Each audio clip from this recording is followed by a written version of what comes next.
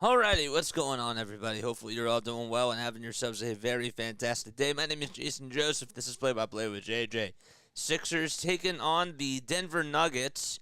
Usually they start at like 7:40, like usually 10 minutes afterwards, so this kind of throws me off a little bit, but alright.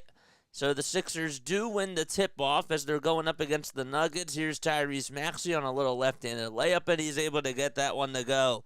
So tonight's starting lineup, so you got Jamal Murray, KCP, Contavious Caldwell-Pope, Michael Porter Jr., Aaron Gordon, and Nikola Jokic out there for the Nuggets. Here's KCP for a foul line jumper, and he ties the game up 2-2. And for the Sixers, they got Tyrese Maxey, Kelly Oubre Jr., Tobias Harris, Nick Batum, and Joel Embiid. So that is who's out there for the Sixers. Embiid tries to go up with a shot, but it's blocked. So Embiid over on the near side of the corner. He's trying to back down Nikola Jokic, and we'll get to that in just a little bit. Lost his dribble for a second, but puts up a shot. Can't get it to go, and it's rebounded by the Denver Nuggets. Hopefully everybody's doing well and having themselves a very fantastic day. It's 2-2 so far to start off the game, as the Nuggets are in their white and black uniforms with the black letters and numbers on both the front and the back. Here's Jokic going up against Nick Batum. This should be cake for him, and he puts it up with the right hand, and that's what he gets. Just a big mismatch on Nikola Jokic, as Nick Batum, a guy that's about 6 inches smaller than him, it's just gonna work out every single time for him. Here's Tyrese Maxey from the fishing pond and hits the tray. 5-4, Sixers, nothing but net. Swish for the basketball. 5-4. Here we go. Sixers in their blue and white uniforms. They got the white letters and numbers on both the front and the back. Tobias Harris trying to play defense on Jokic. And here's Aaron Gordon, who gets Embiid to buy in a little pump fake as he swung it. Jokic swung it over to Gordon, and Gordon was in the dunker spot. Got a reverse layup to go, and he's fouled by Embiid. So all of a sudden, the Nuggets have what is a 6-5 lead to start off the game, and Aaron Gordon will go to the line for one more. It's now 7-5 Denver, as Gordon does make the foul shot at the charity stripe. 7-5 Nuggets, and we're just about 2 minutes underway. What's up, Snowman? How you doing? Thanks for coming on here, as always. Maxey dribbling around the screen, but behind the back bounce pass to Embiid over on the near wing at the three-point line. He'll take it all the way towards the near corner, off the dribble for two. Yes! In the face of Jokic! And he gets it to go, 7-7. And we're back to a tie game. Jokic being guarded by Oubre Jr., and Oubre Jr. went reaching in and fouled Jokic immediately. So these two heavyweights going at it, two guys. One of them was the MVP last year. The other one was the runner-up MVP, and that is Nikola Jokic. And Embiid, of course, won the MVP. Mike Malone and Nick Nurse, we'll talk about them in just a little bit, as the inbound is made by Denver. Jokic gets it on the foul line, and they'll pass it out and swing it all the way to a three-point shot that's up and in by KCP. 10-7 Nuggets. Sixers trying to answer back with a three of their own, and an unlucky bounce by Tobias Harris. Gordon does come up with the board. He's trying to go coast to coast, swings it around the timeline, though, finds Porter Jr. Porter Jr. with a little teardrop, and it bounced about 4 times. He was at the foul line, and it just got the friendly bounce at the left side of the rim, the back of the rim, back to the left side, and then just went straight down the drain. 12-7 Denver. Here we go. Maxey to Embiid. Embiid gets Jokic to buy on a pump fake and now pulls up for three in his face and hits the tray again. Embiid and Jokic going at it, and so far Joel winning that battle. Even though the Sixers are down by 2, it's 12-10. Gordon to Porter Jr. from wing to wing, and Porter Jr. can't hit it from the near wing. Oubre Jr. comes up with the rebound. Embiid all the way to Batum. Batum back to Embiid over on the left elbow as Embiid spins, fades. He has to try to do something. He passes out to Batum. Batum back to Embiid. Embiid on the foul line extended. 6 seconds left on the shot clock. Off the dribble again. In the face of Jokic again. 12-12, and Joel Embiid definitely making a statement so far. 8 minutes to go in the first quarter. A back-and-forth game between these two teams. Jokic trying to size up Tobias Harris. And we have another foul called. Again, this time it's going to be on Toby. So Embiid just hitting a three-pointer in the face of Jokic and then getting an elbow jumper to go right after that offensive play. So far, Joel just doing a very good job and doing Joel Embiid types of things. Well, we do have a whistle, and KCP is the one that makes the technical free throw. So we had a foul. It was actually a defensive 3-second violation called against Joel Embiid. So the Nuggets are going from right to left, and the Sixers, from left to right, and the Sixers are going from right to left.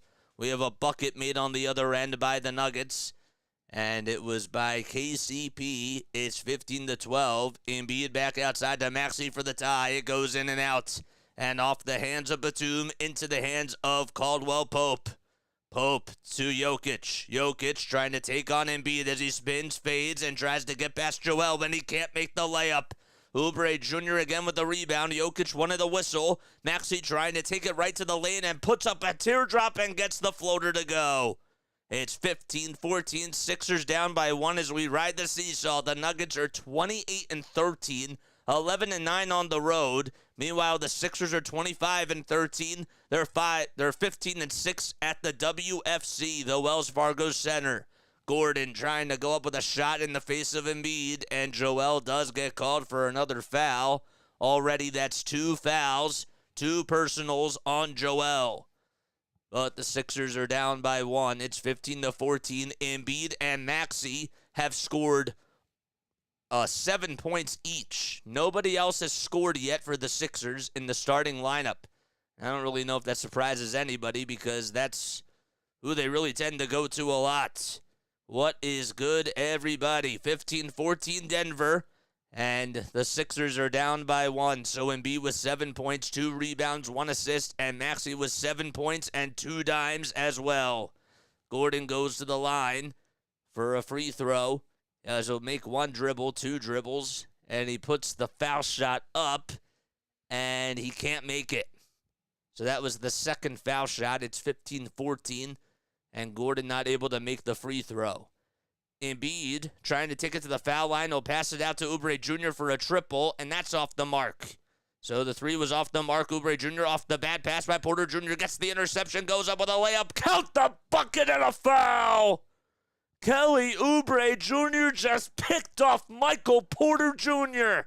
He was underneath the Sixers basket. He tried to pass it out to Aaron Gordon, and it was just intercepted by Oubre as he came cutting in and got the layup to go. He'll go to the line for 1 more, but a timeout immediately called by Mike Malone as the Sixers are out in front 16-15 with 6:44 remaining in the first.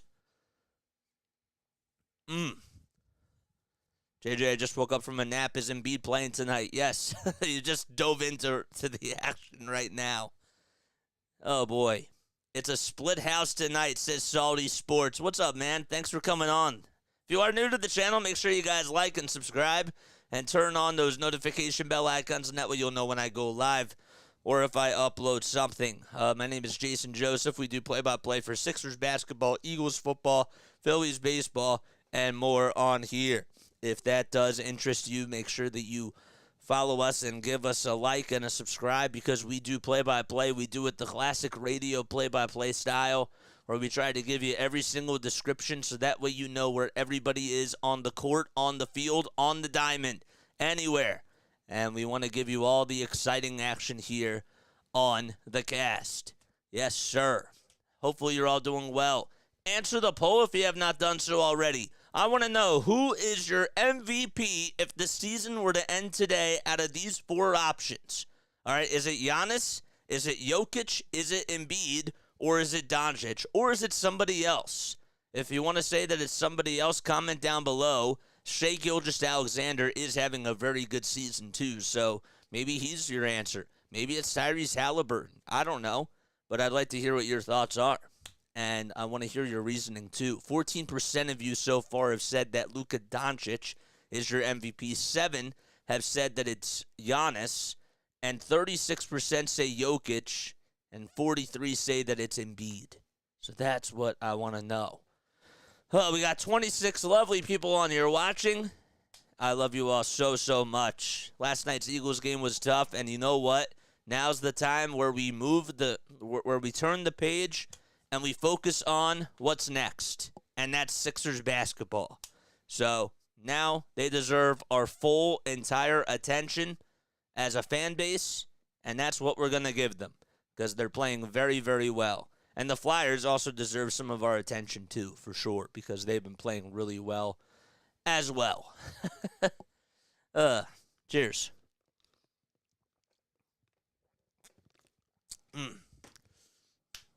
We try to keep it fair here with the play-by-play. But again, comment down below. I want to hear what your thoughts are. Who's your MVP, man? Who is your MVP if the season were to end today? Just a simple question. That's all I want to know. Who is everybody's MVP? So again, the lineup for the Sixers, they have Tyrese Maxey, Kelly Oubre Jr., Tobias Harris, Nick Batum, and Joel Embiid. And for the Nuggets, it's Murray, Caldwell Pope, Porter Jr., Gordon, and Jokic. So Oubre Jr. is going to go to the line for one more after the timeout was made. And that foul shot is no good, so Oubre Jr. can't make that free throw. Boy, are we behind or what? I can't tell if we're behind or what's going on. So here's Michael Porter Jr. as they'll just bounce pass it to Jamal Murray. Murray at the top of the key trying to dribble around Tobias Harris. He's at the foul line, gets past him. It's stolen away and intercepted by Tyrese Maxey. 16-15, Sixers up by one. Maxey on the other end trying to go with a baby hook. He can't get it. The follow through. Oh, it's missed as well. Murray on the other end will try to find an overhead pass all the way to Aaron Gordon on the near corner. Gordon swings it out to Jokic. Jokic back to Porter Jr. on the near wing for three. Bullseye. 18-16 to Michael Porter Jr. Somebody that's able to cash down the three-point shot if he's wide open. He's not afraid to fire it and hit it. 18-16, Sixers down by two. Oubre Jr. back out to Embiid. Embiid trying to take on Jokic again. Let's see how this works out. 5 seconds left on the shot clock. He has to pass it as he's trapped. He'll swing it all the way to Batum. Batum with 1 second left puts up a three. Oh my goodness, how did he make it? What a pass by Embiid from the far corner to the near corner, and there was literally less than a second left on the shot clock, and Batum literally just had it in his palm and just was able to fire it so quickly. On the other end, KCP entering back with a shot of his own as he gets that one to fall from 9 feet.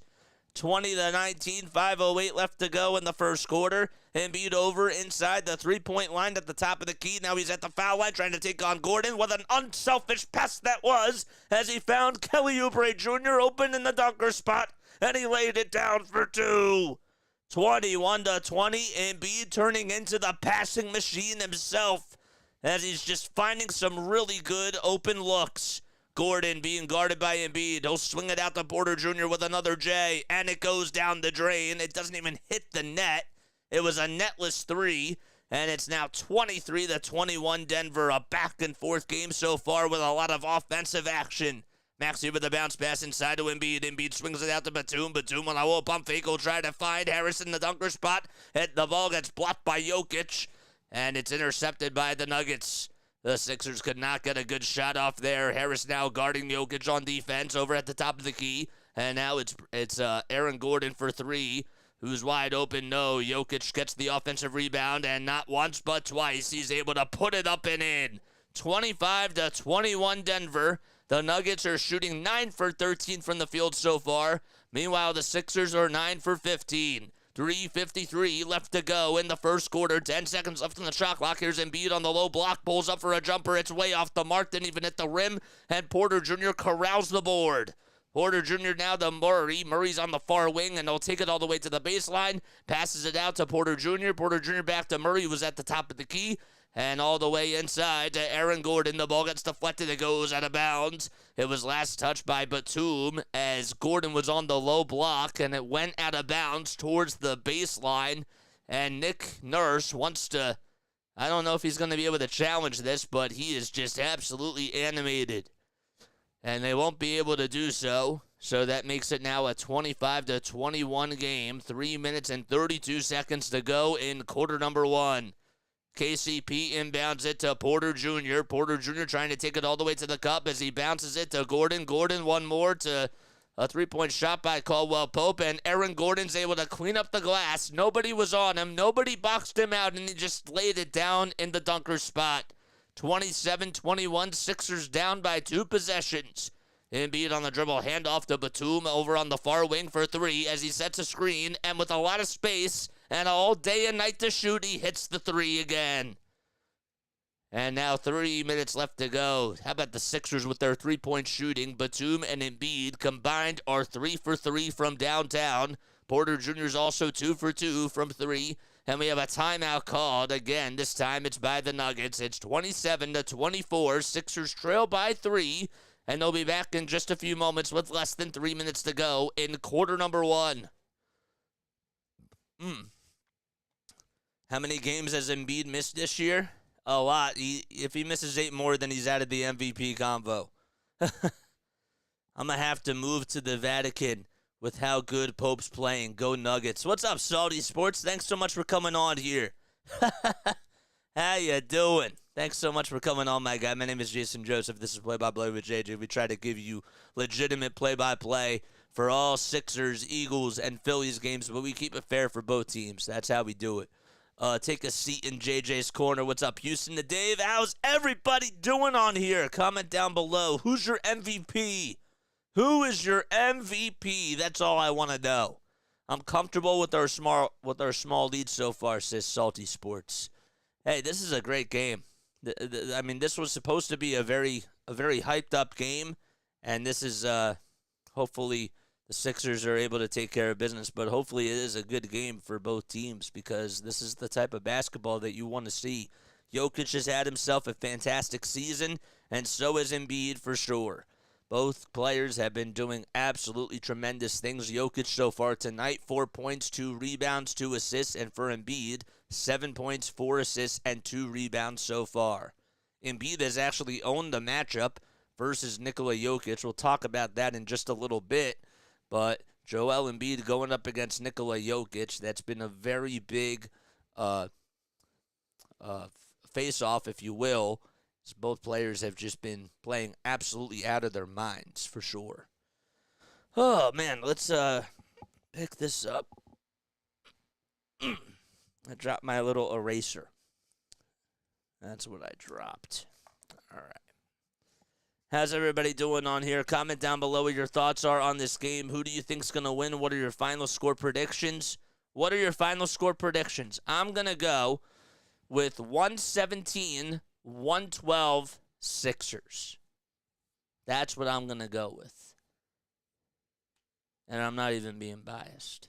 I think that's what the final score is going to be. But what are your final score predictions?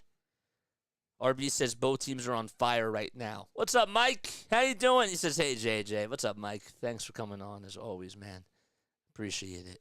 So Jokic going up against Embiid.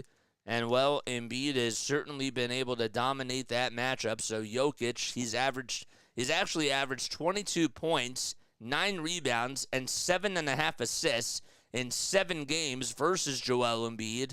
And for Embiid on the other side, well, Embiid has been able to put up some really good numbers too. 25.7 points per game, 12 rebounds, and 3.5 assists in 7 games versus Jokic. So he has been able to dominate in so many different ways. The last time that he played against Jokic, he had 47 points, 18 rebounds, 5 assists, 3 steals, and 2 blocks. It's 27-24. We have a 3-point shot made on the other end by Denver. It's 30-24 now as Christian Brown is able to hit the tray in the face of Nick Batum.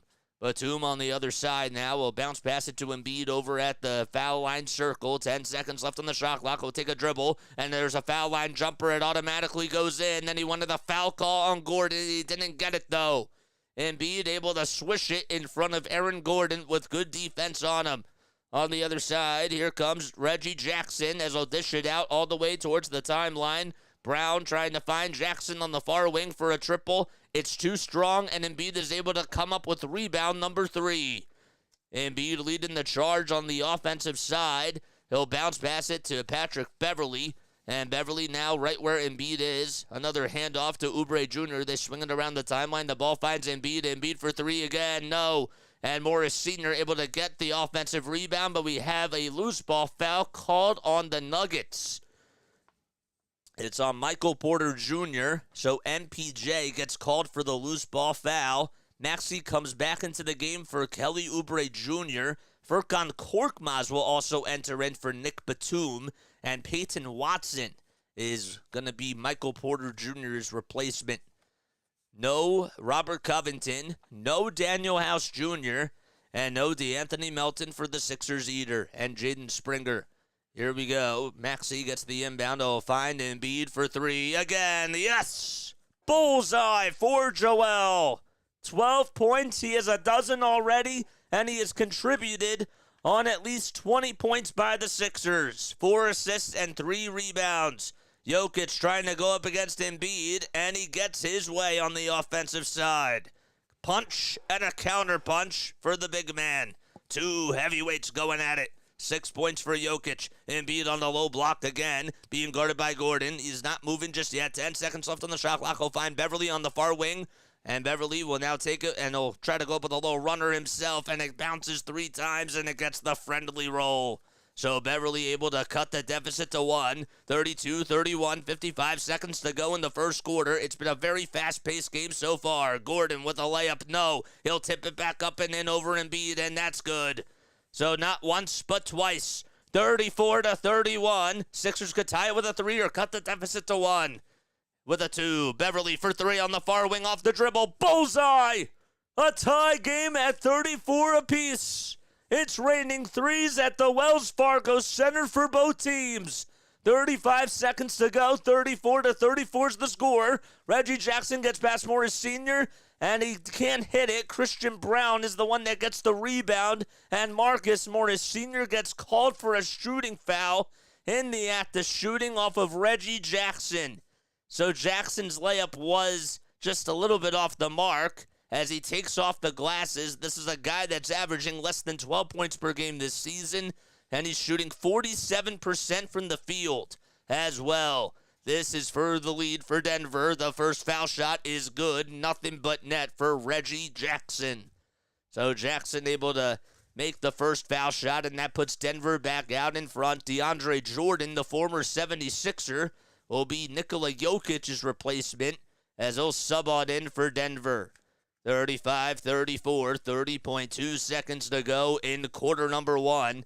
And what has been an absolutely incredible matchup between both of these big men.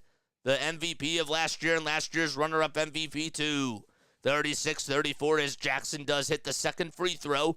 And the Sixers down by 2. 25 seconds on the game clock, 17 on the shot clock. Sixers are not in any sort of particular hurry, it looks like. Here's Maxey taking it all the way to the lane, kicks it back out to Embiid. Embiid draws up over at the foul line and puts it up for 2 and ties the game again.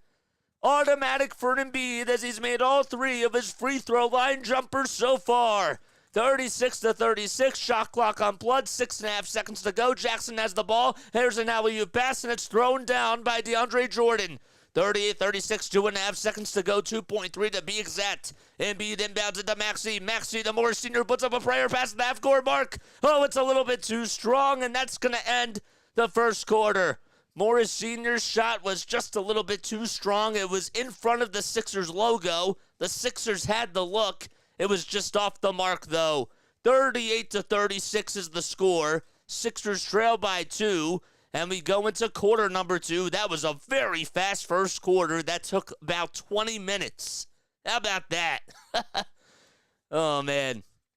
That's crazy. Your broadcast is a little bit ahead of my TV, so I'll leave to avoid spoilers. Oh, no, you're good, man. You're totally okay. It's totally fine. I mean, like, the action is probably going to be a little bit pretty fast anyways. It's really hard to spoil basketball unless it's like a really slow game and there's a lot of free throws. So most likely you're probably good for baseball. I'd say that's, because the action's really slow in baseball to begin with, I'd say probably. But you can stay, man. You're being a good fan. You know what I'm saying? Oh, boy. Hi, JJ. What's up, Cam? How you doing, man? Thanks for coming on here. 34 people watching on here. Make sure y'all like and subscribe and turn on those bells icons, and that way you'll know when I go live. How good is Jokic's passing? Jokic has been having a good game, but Embiid has been having a better game. 14 points for the big man. Embiid, our big man, 5 assists and 3 rebounds. He's 2 for 3 from downtown, 6 for 10 from the field. And Jokic on the other side, well, when you take a look at his stats so far, it's been pretty good. 6 points for him, 3 assists, 2 rebounds, 1 block. He's 3 for 5 from the field, but Embiid has certainly been dominating that matchup so far. Let's go Lakers and Sixers for this game. Oh, what's up, Cam? Thanks for coming on. Kyle Newbeck just tweeted this out. He said, quote, a lot of moving defensive pieces so far. Jokic has been moved around a bunch. Embiid, Oubre Jr., Batum, and Beverly with Embiid mostly toggling between Jokic and Gordon. The Sixers are struggling a bit with switches and the off-ball stuff, and Denver has punished them on that side of the floor. But the Sixers, of course, have been getting a lot of their offense from Embiid and Maxey so far. Both of them have scored a combined 21 points and have had 9 assists combined in that first quarter. What's up, Cam? What's up, Mike? How you doing? Larry's here. So, again, the Eagles, their season is done, but we flipped the page, and this is a really great page to flip to because this is the matchup that we've all been waiting for. The MVP and also last year's runner-up MVP, who is also a 3-time MVP himself, and that's Nikola Jokic. So both these guys have just been playing incredible basketball, and they've really helped the game in so many different types of ways. And this is the matchup that we've all been talking about this year. It'll happen one more time in just a couple of weeks, and that'll be in Denver, so that should be a very fun one too. Embiid just returned yesterday for the first time in about 8 games, as he actually missed 5 games in a row. But Embiid is back for the Sixers, and Jokic, who did not play in yesterday's game, he's back in this game. He was a game-time decision. So, pitchers, catchers, less than a month away. I can't even focus on that right now. Oh, boy. Trade ideas before the deadline. We'll talk about that in a little bit. I mean, you guys can talk about it with yourselves, but I got to get back to the action. Here we go. Nuggets have the ball as the Sixers were able to win the tip-off. Nuggets going from right to left. Brown trying to go with a shot. It's blocked by Paul Reed as it goes out of bounds. And it'll be Nuggets basketball with 2.9 seconds on the shot clock. It went out of bounds on the far side, and Paul Reed was able to say, no, no, no, I'm not going to get you the easy 2. Jackson trying to inbound it to DeAndre Jordan. No dribble, hand off it, and there's a shot clock violation. I don't know what they were thinking. I think Jackson was a little bit confused about how much time was on the shot clock, but the Sixers are able to get a stop. Oh, my gosh. Jackson was not paying attention to the shot clock, and neither was DeAndre Jordan. It's 38-36, and the Sixers will certainly take that. A lot of dribble handoffs so far. Maxey in there with a bounce pass inside to Morris Sr. Morris Sr. trying to go up against 2 defenders, and he gets called. Well, DeAndre Jordan will get called for a shooting foul. Jordan and Brown were the ones that were guarding Morris Sr., and Marcus Morris Sr. will earn his 2 points at the line.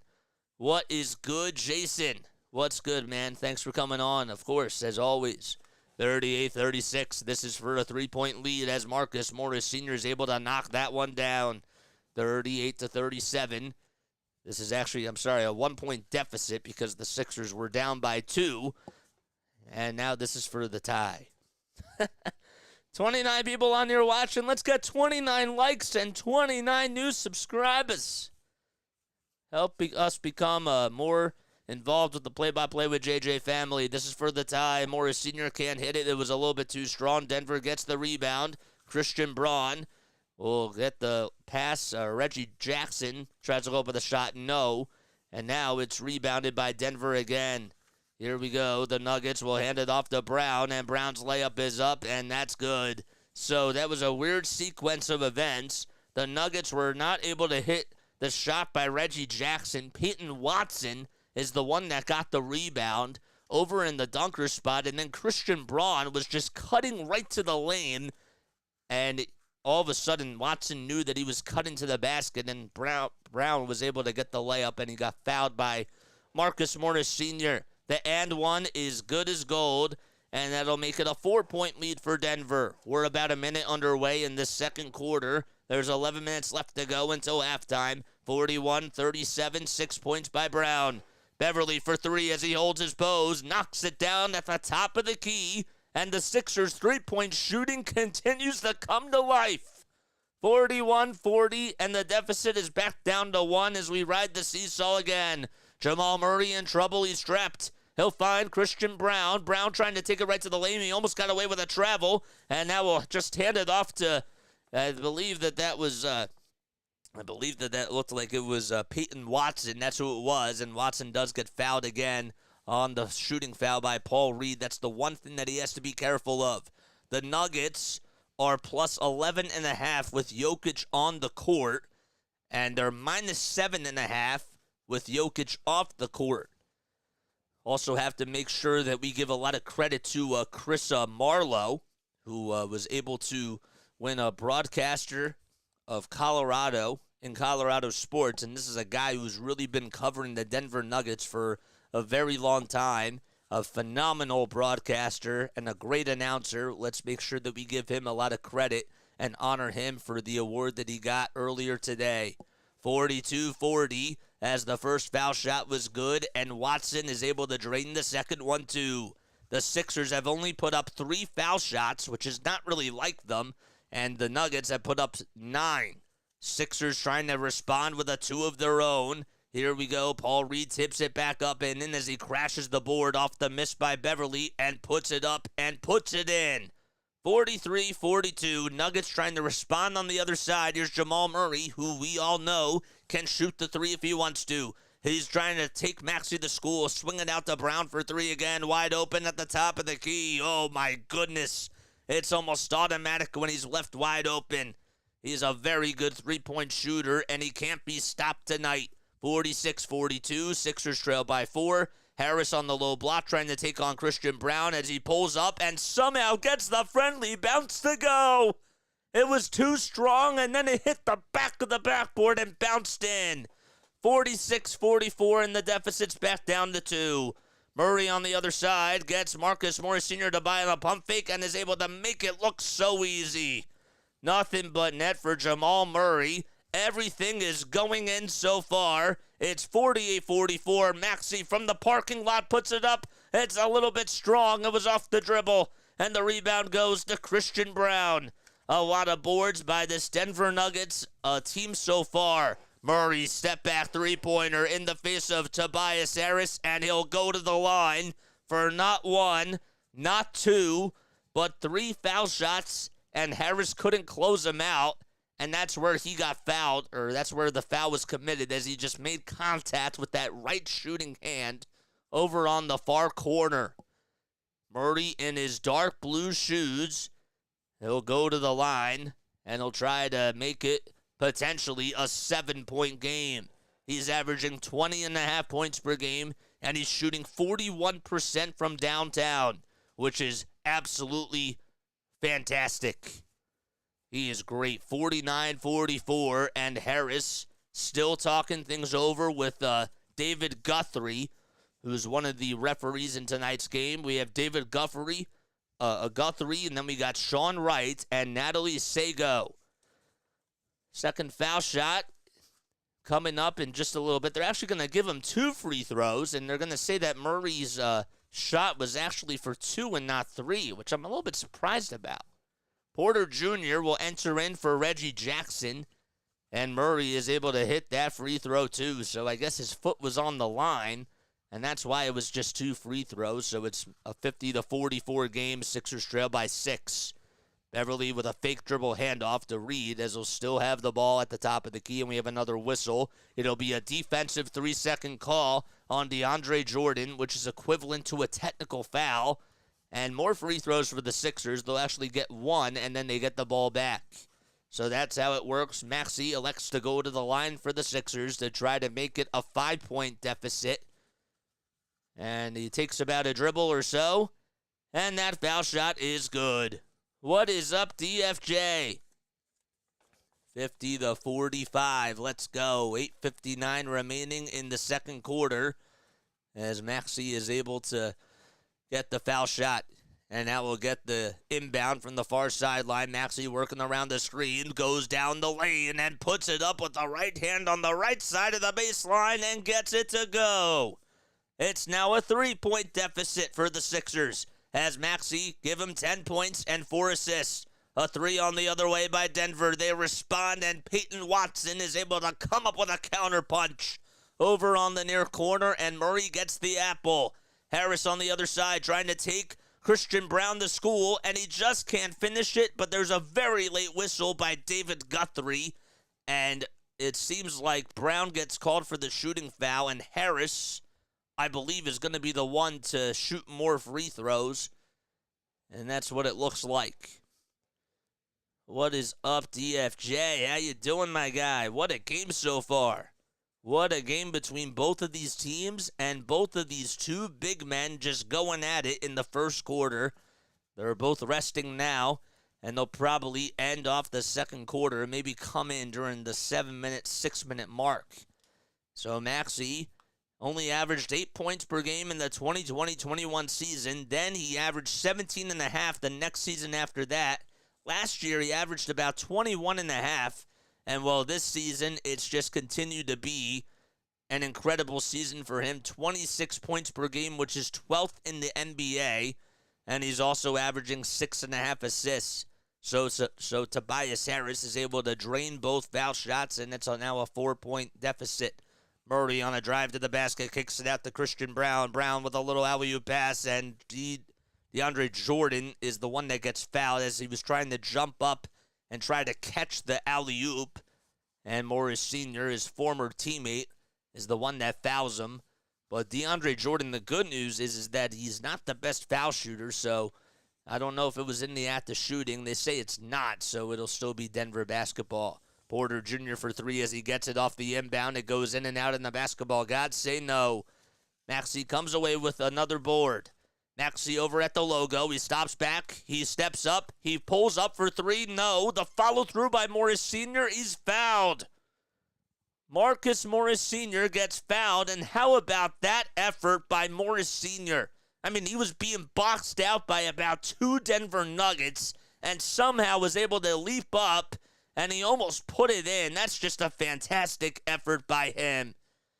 And he will now be at the line. We have less than 8 minutes to go. It's 7:59 to be exact in this first half.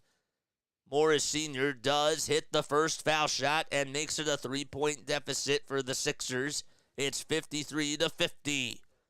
Spike the like and hit the subscribe button. Turn on those notification bell icons, and that way you'll know when I go live. 40 people watching on here. Spike that like button. Come on, baby. 53-50. Morris Sr. second foul shot. It is good as gold. And we're down back to a 2-point deficit for the Sixers. It's 53-51 Denver. The Nuggets are 28-13, and the Sixers are 25-13. Brown trying to take on Patrick Beverly. He was at the top of the key and now dances inside the lane, puts up a shot, no, and DeAndre Jordan gets the rebound as he elbowed Marcus Morris Sr. in the face, and they just hug it out. Morris Sr. was like, ow, and DeAndre Jordan said, you good? I'm going to give you a little hug, big brother. And Morris Sr. said, fine, I'll take that. I'll take that, he says. The guy that's about 7 feet tall, who looks like he's an absolute monster. He has a very big heart and a very definitely a big ego for sure in a good way. 53-51, more free throws coming up for Christian Braun, and he's able to knock down that shot. So Braun so far with 10 points. This is a guy, if you really want to know, he's just averaging 8 points per game this season, and he already has 2 more points compared to his season average. And now make it 3 because he now has put the Nuggets out in front 55-51. So he goes 2 for 2 from the line. Tobias Harris will come back in for Marcus Morris Sr. So it's Beverly, Reed, Batum, Maxey, and Harris. Harris on the low block trying to take his defender to step up, puts it up. Oh, and he puts it in too. He bullies Jamal Murray, and says, I'm the man and I'm going to take you down, and that's what he does. 55-53. Oh, what a shot by Harris. Porter Jr. trying to take on, well, he actually tried to take on Maxey, but dishes it out to Jamal Murray. A three-point shot is up by Watson, and Watson can't hit it. The follow-through's no good either. It'll still be Denver basketball. So Embiid and Jokic will come back in, and they'll replace their backup centers. Aaron Gordon will also step in for Peyton Watson. And that's the substitutions that will be made now by Mike Malone and Nick Nurse, two guys that are phenomenal head coaches in the NBA. Did I just see the doctor on the bench? You may have. Yes, he is in the building tonight, I believe. 55-53, Gordon trying to take on Embiid with a layup. No. Jokic trying to bully his way past Embiid, and somehow on the third try, he got it. He did get it. It's 57-53. And Jokic had his way against last year's MVP. Harris on the low block trying to take on Brown again. He'll try to bulldoze him into the lane, builds up a shot. He's fouled. Good job by Harris to recognize that Aaron Gordon was coming at him right in the dunker spot. And he'll head back to the charity stripe for two more free throws. Timeout called by the Sixers. And we're almost halfway done this second quarter. They're down by 4, 57-53, and they'll be back in just a few moments. I'm confident that they can win this game. Play-by-play with JJ. For sure, man. Absolutely. That'd be really, really awesome. You know what I'm saying? We got 45 people on here watching. Oh, boy. Make sure you guys hit that like button, hit that subscribe button. We need one more subscriber to get to 1,630. Who's it going to be, man? Who is it going to be? We need a sip of water.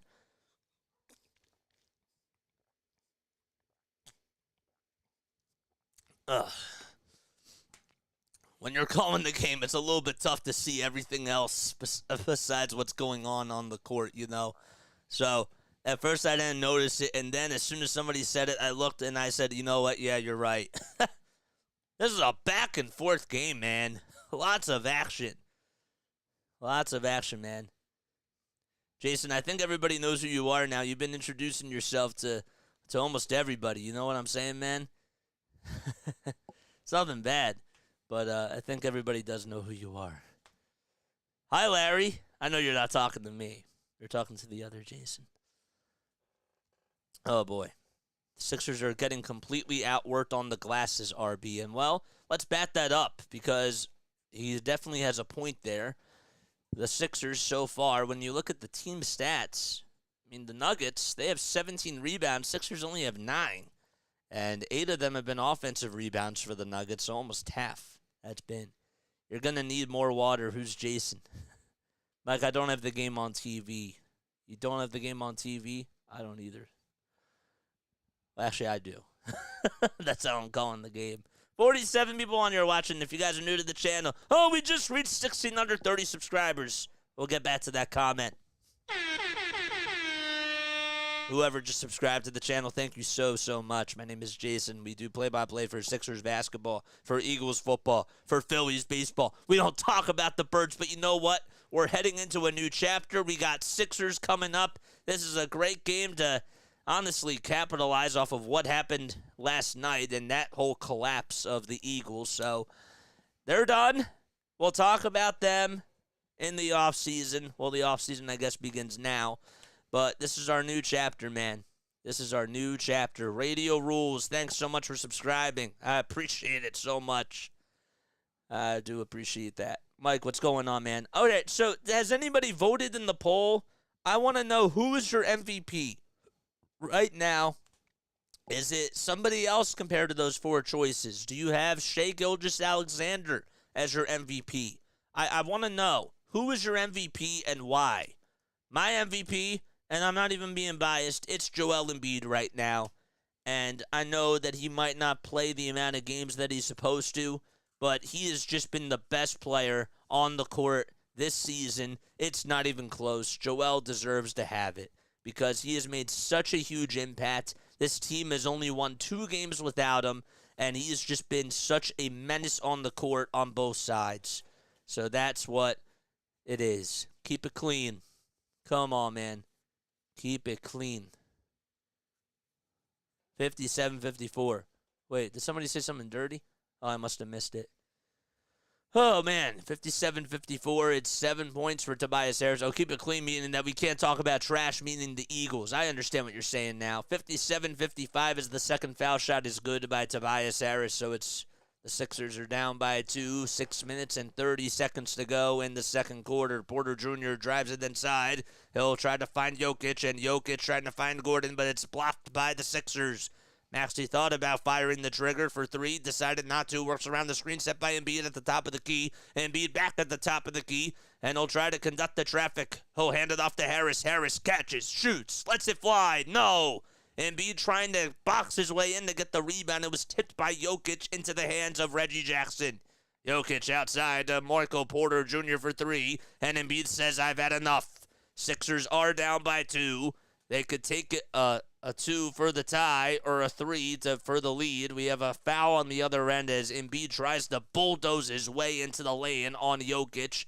And Nikola Jokic guilty for committing the foul. He was off balance, Embiid that is, and almost somehow, some way was able to make that little layup, but just not able to do so.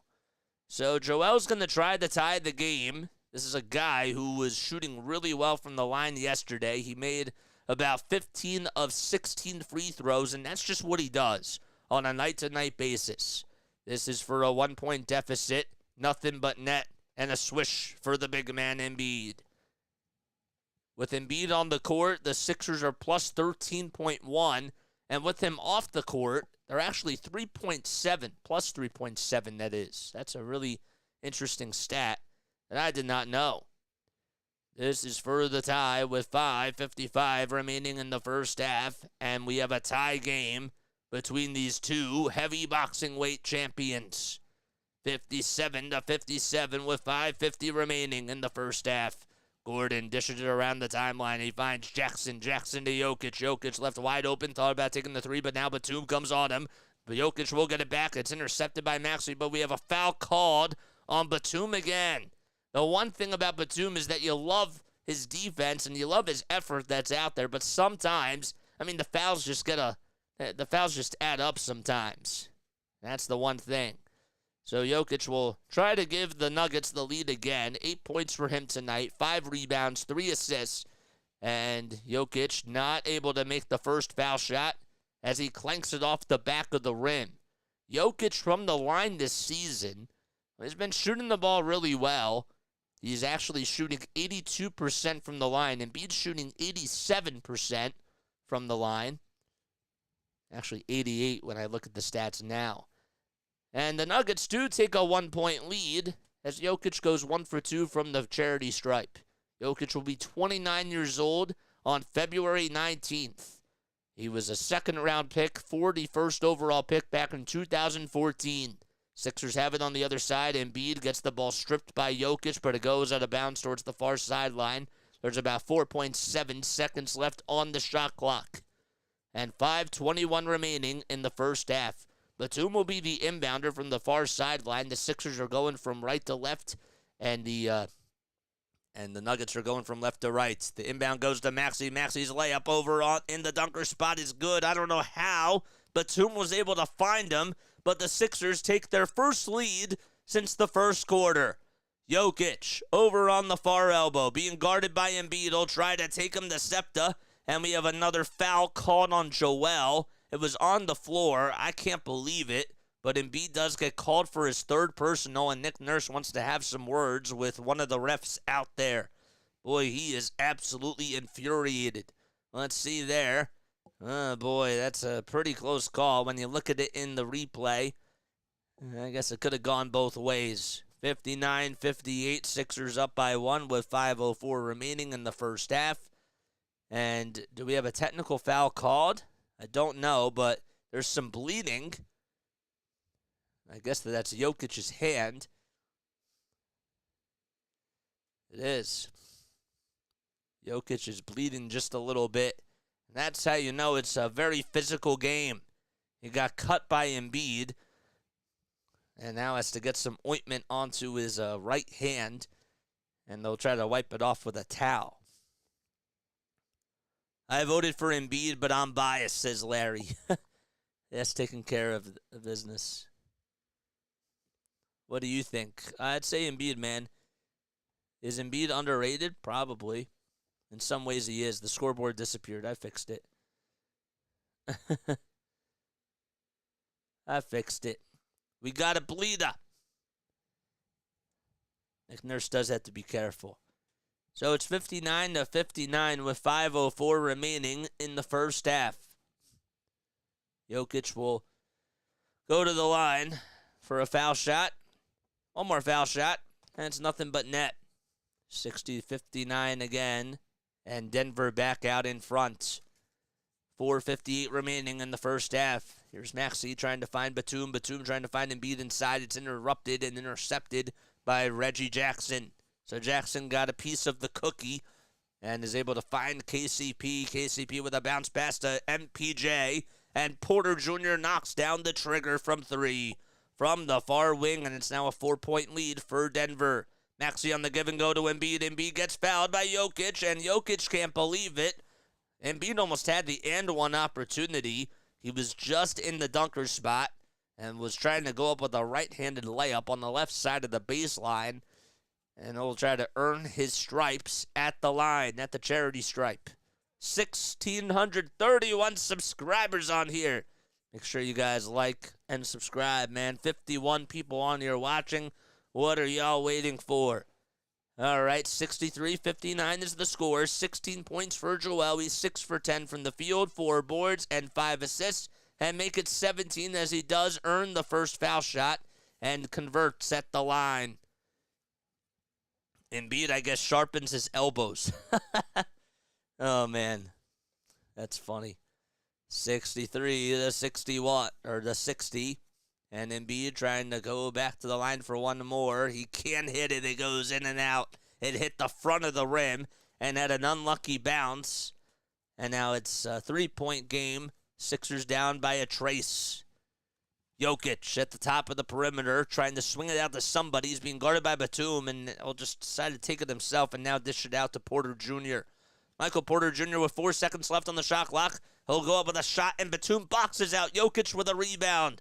A guy that's about 5 inches smaller than him or so was able to grab the board. Harris to inside to Embiid, and he puts it up and puts it in. Embiid being absolutely dominant on both sides again. 63-62, the deficit's down to 1. There's 10 seconds left on the shot clock for Denver. Gordon trying to bully Tobias Harris, and Harris standing his ground. However, he is fouled. Gordon got fouled by Harris on the very last second, and Gordon is the one that'll try to get this game back to a 3-point lead for Denver.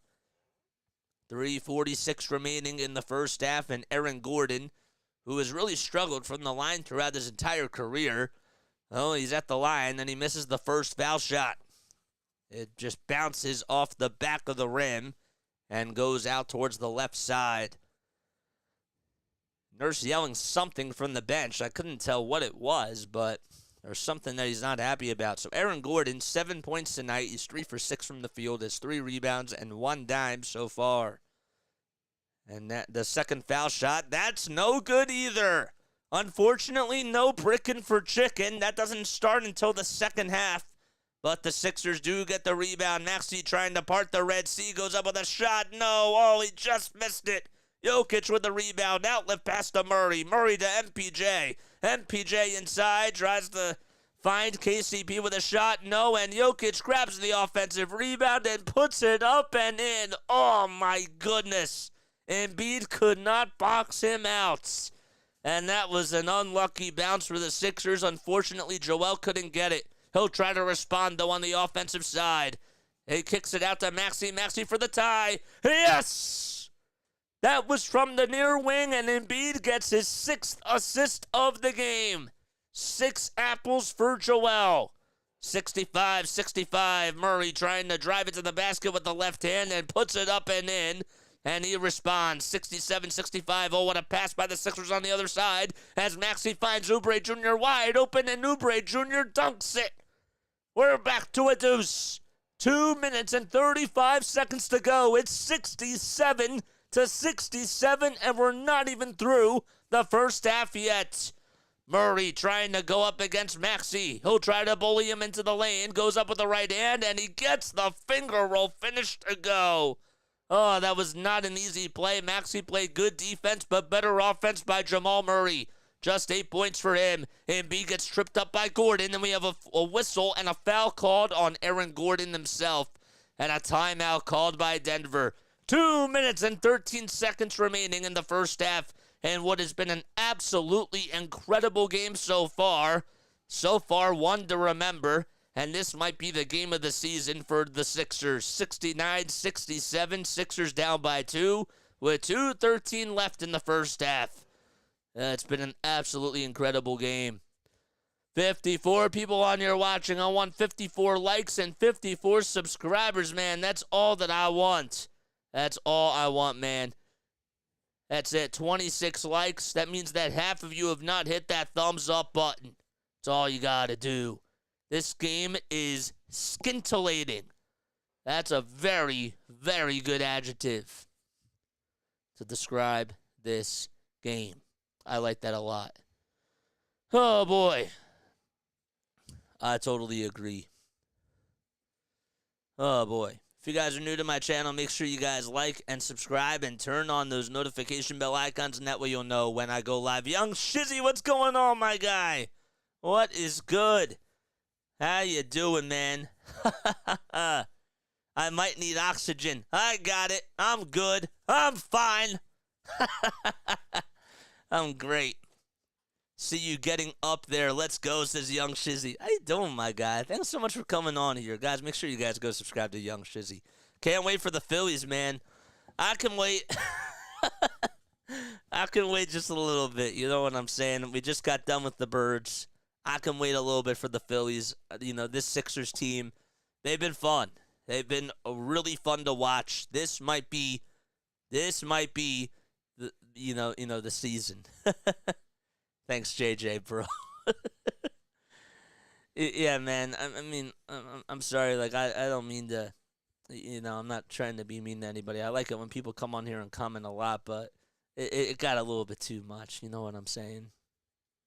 That's just what happens sometimes. But, hey, we like it when people comment compared to not commenting, so I guess that we kind of have to make some sort of sacrifices. You know what I'm saying? But what a game. What a match. You know what I'm saying? This is fun. Do you think that this could be the game of the year? I certainly do. That's a high-scoring game. This is just, I did not expect this. I didn't want to do it. I think he's a kid. It's, man, like, it's, sometimes, man, like, I feel a little bit bad, but, like, I don't really take a lot of emotion into this. Sometimes you just got a job to do, and it is what it is. Let's go, Sixers. You ready for them beats, JJ? Well, Dr. J's in the house, but that's not Dr. Dre. But yes, I do like some beats, and I am ready for the beats. Best game so far this season. Oh, boy. I mean, the Timberwolves game was great. That was a big win, but this is, Embiid is just making a big statement here. 19 points for him. I'll be honest with you, him and Jokic are playing at such a high level, it's not even funny. How about them Flyers? The Flyers are doing well, man. Flyers are absolutely doing well. If you guys like my play-by-plays, by the way, make sure you guys like and subscribe. If you are tuning in on Facebook or on any other social media platform, come on over to YouTube. What are you all waiting for? All right, here we go. Embiid to the line for one, and he makes that foul shot. He'll go to the line for one more, though. This is for the tie. 2:13 remaining. He got fouled by Gordon. Embiid takes one dribble and tries to tie the game, and he swishes it. Embiid and the Sixers back to a tie game at 69. 21 points for the big man tonight and 4 rebounds. The Nuggets trying to go back out in front. Murray trying to find Jokic. Jokic's mid-range jumper in front of Embiid is good as gold. Jokic and Embiid, 2 7-footers going at it against each other and making it look so easy. 71-69, 150 left. Maxey thought about firing the trigger. He gets the handoff from Embiid. Embiid back to Maxey for 3 again. Yes! Oh, yes, baby! 28 feet and Maxey making it with ease. Maxey deflects it on the other side. It's intercepted by Harris. Harris to Embiid. Embiid to Oubre Jr. Oh, that's good too. Kelly Oubre Jr. gets some claps from Dr. J. 74-71. Less than 90 seconds to go. Gordon dishing it out to KPG. Or Contavious Caldwell-Pope. That is KCP. And here he goes up with a shot. Nick Batum grabs his miss. Maxey on the fast break. A lot pass to Harris. And Harris throws it down. Hold me back, fam, as Maxey's screaming from the top of his lungs. And he gets a standing ovation from the crowd, too. Another timeout called by Denver. It's 76-71.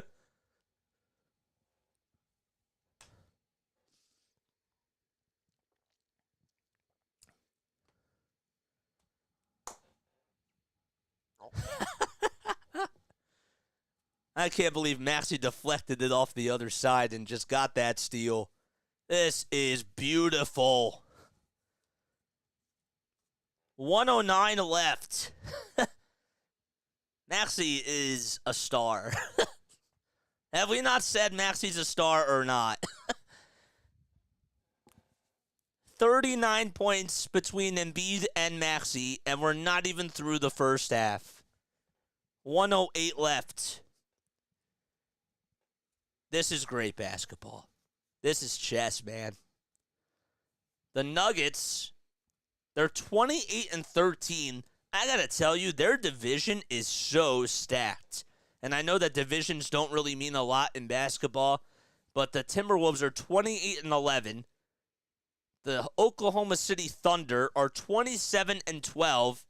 And the Nuggets are 28-13. And then the Jazz, who are right behind them, are 22-20. Crazy. They're a part of the Northwest Division. Here we go, 76-71, 1 minute left to go in the first half. Jamal Murray trying to ISO over Maxey. He'll dish it out to Gordon in the dunker spot. Nobody was on him, and he throws down an easy dunk. Sixers not doing a good job on the defensive side. They are getting out-rebounded by the Denver Nuggets, but the three-point shooting has made up for the deficit. Maxey off the dribble again, but we have a trip up by Kelly Oubre Jr. to get called for the offensive foul. How on earth is that a thing? My goodness. I mean, he got pushed, Kelly Oubre Jr., and yet he gets called for the offensive foul. That's a big turnover. Oh, my goodness. That's a bad call, too. 46 seconds to go. Denver could tie it with a three. Murray gets past the half-court mark. 40 seconds to go. Batum trying to play defense on the other side, and now it's Tobias Harris who's guarding Jamal Murray. This is not a good thing. Murray trying to go with a left-handed layup, and a high arcing layup off the glass in traffic. 76-75. 8 seconds separating the shot clock from the game clock. 28 seconds to go. Maxey in no particular hurry. Embiid over towards his right side. Maxey dribbling this one out. 18 seconds to go. 10 seconds now in the shot clock. He'll try to milk the clock down. Paul Caldwell-Pope on him. Maxey now being guarded by Gordon. A bounce pass inside to Embiid. 2.5 seconds left. A turnaround jumper from the elbow. Oh, it's nothing but net for Joel. How on earth did he make that? A turnaround jumper was a pirouette, and there was nothing but net at the near elbow. Murray for the tie for three off the buzzer beater. Oh, that's good too. Jamal Murray staring down Joel Embiid, and we go into halftime at 78-78. Boy, is this a playoff game or what? Did he get it off in time? He most certainly did. Embiid played fantastic defense, and Murray got the three, acting like he's Steph Curry. Kelly Oubre Jr. was also in his face, too. And just the fact that he was able to make it, you probably could have blindsided him, or blindfolded him, if you will, and he probably still would have made that three.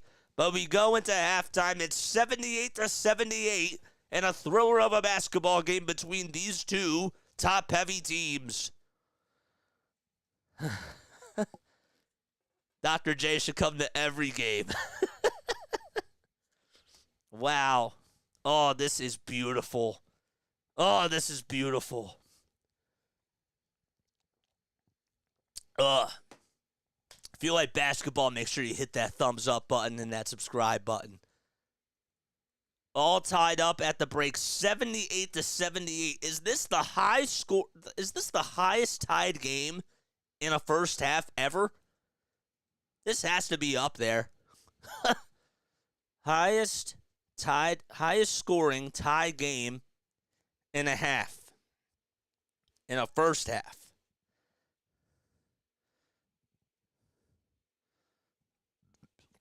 NBA. Final score prediction, 156-156.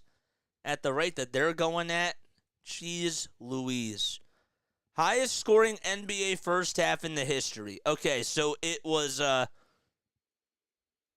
Damian Lillard and Kyrie Irving are tied for the most points in a first half. I'm talking about teams. Highest team scoring tied game in a first half. Anybody know? I don't know. List of highest scoring NBA games. What's the highest scoring NBA team in the first half? I don't know. That's crazy. You haven't been watching the Pacers. I said tie game, not... I'm not saying highest scoring game. I'm saying highest scoring tied game. Have the Pacers had a very high scoring tied game in the first half? I don't think so. Maybe they have. But I'm saying tied game, not highest scoring game. That's different. This is a high scoring game, but this has got to be up there for a tie game.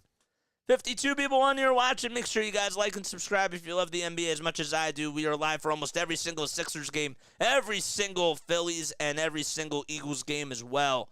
So we do play-by-play. We do classic radio play-by-play for both teams. The Dixon Way Raid showing some love. What's up, Dixon Raid? How you doing? Make sure you guys like and subscribe and turn on those notification bell icons. We got a lot of highlights to call after that first half, my guys. What's up, Breeze? What is good, Breeze? How you doing, man? Thanks for coming on here. You guys are the best. Just hit that thumbs up button. Hit that subscribe button. That's all I asked for. Don's here. Breeze is here. Dixon Way is here. Dixon Way, are you doing the Sixers game too? It must be, because we only have 2 other NBA games going on today, so this must be your NBA game that you're doing. So that's awesome, though, man.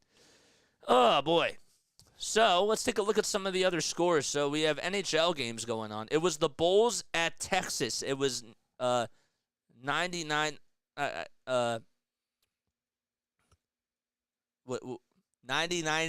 to 99.5.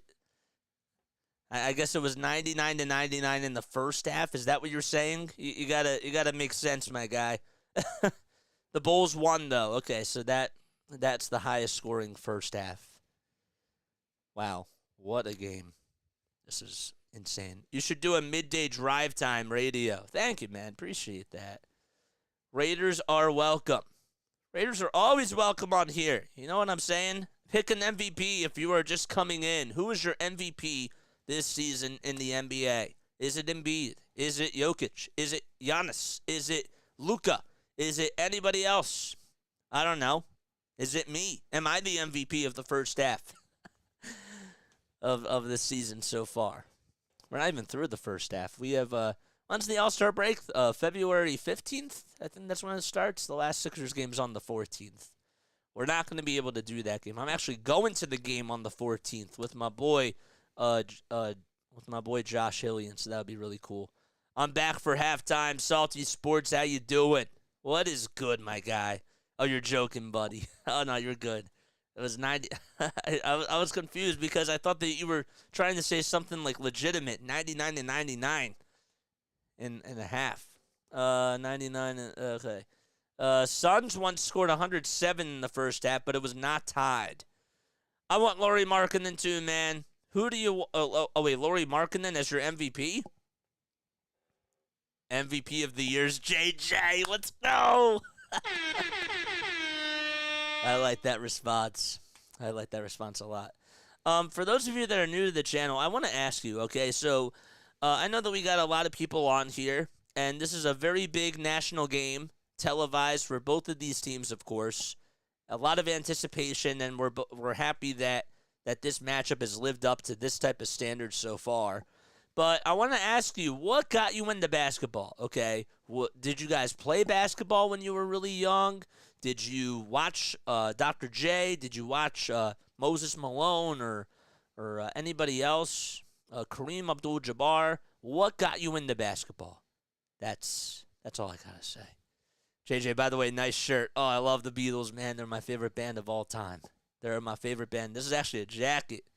This is a jacket, but yes, I love it so much. Show love, y'all, says DFJ. And I also want to get your thoughts on this game too. So, I want to make sure that I get you guys on here to participate. We got 41 people on here. How did you guys get into basketball? How did you get into it? That's what I want to know. For those of you that are new to the channel, if you're not new, or if you're more than welcome to respond that way too. You're more than welcome to respond too. Really, I didn't know that. Yeah, this is a jacket. It's actually really a sweat jacket. Oh man, we you know what we do? Because so guys, if you don't know the full story, all right. So I'm a broadcaster from South Jersey. I graduated from Rowan 2 years ago. It's hard to say that now. I can't believe it. And I went to school for broadcasting, so that's why I started this channel. And I wanted to do play-by-play for a living, and I decided that, it's really hard to break into the business, and I've noticed that a lot of people on here haven't really done this type of a thing where they do a radio type of play-by-play for the favorite teams that they like, or for favorite cities and all that type of stuff. So I wanted to try to take advantage of it because I was told by so many people that you got to get reps. You have to, it's like working out at the gym. You got to go into the lab, you got to work out, you got to get reps, and you got to cover a team for a full season. So rather than just moving out, I thought, this would be a really cool way to just get as many reps and as many opportunities. And, we have people on here that do manning casts, and they do a really good job at that, but I want to go into play-by-play. You know what I'm saying? I want to give you all the action. But what's cool about this is that you guys can come on here. You can still give your thoughts. This is the way podcasting is going. So why can't broadcasting and play-by-play do the same type of a thing? This is eventually going to take over radio. And this is just how it's going to be. So we wanted to kind of hop onto it. We like it. It's a win-win for both of us, right? You guys can't tune into the games, or you guys don't like listening to the broadcasters themselves. So we give you guys that. And, well, and the other part of the exchange is that I get reps, man. So it's a win-win. I'm not that into basketball, never played, but my dad took me to in the 70s at the Spectrum with Dr. J, Moses Malone. That's cool. That's really cool. I didn't know that.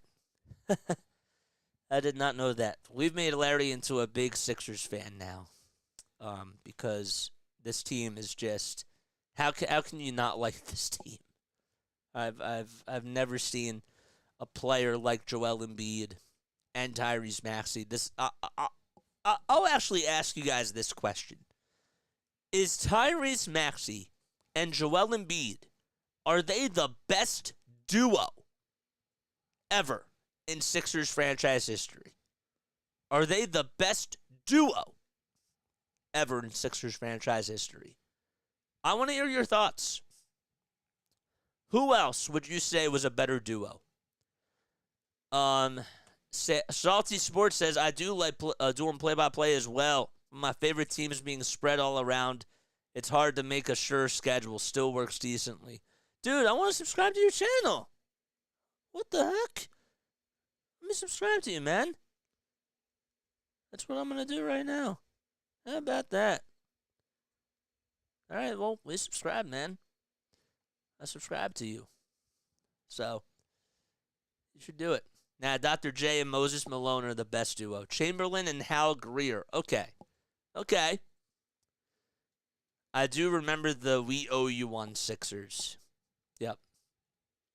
So you think that Dr. J and Malone are the best duo that the Sixers have ever had?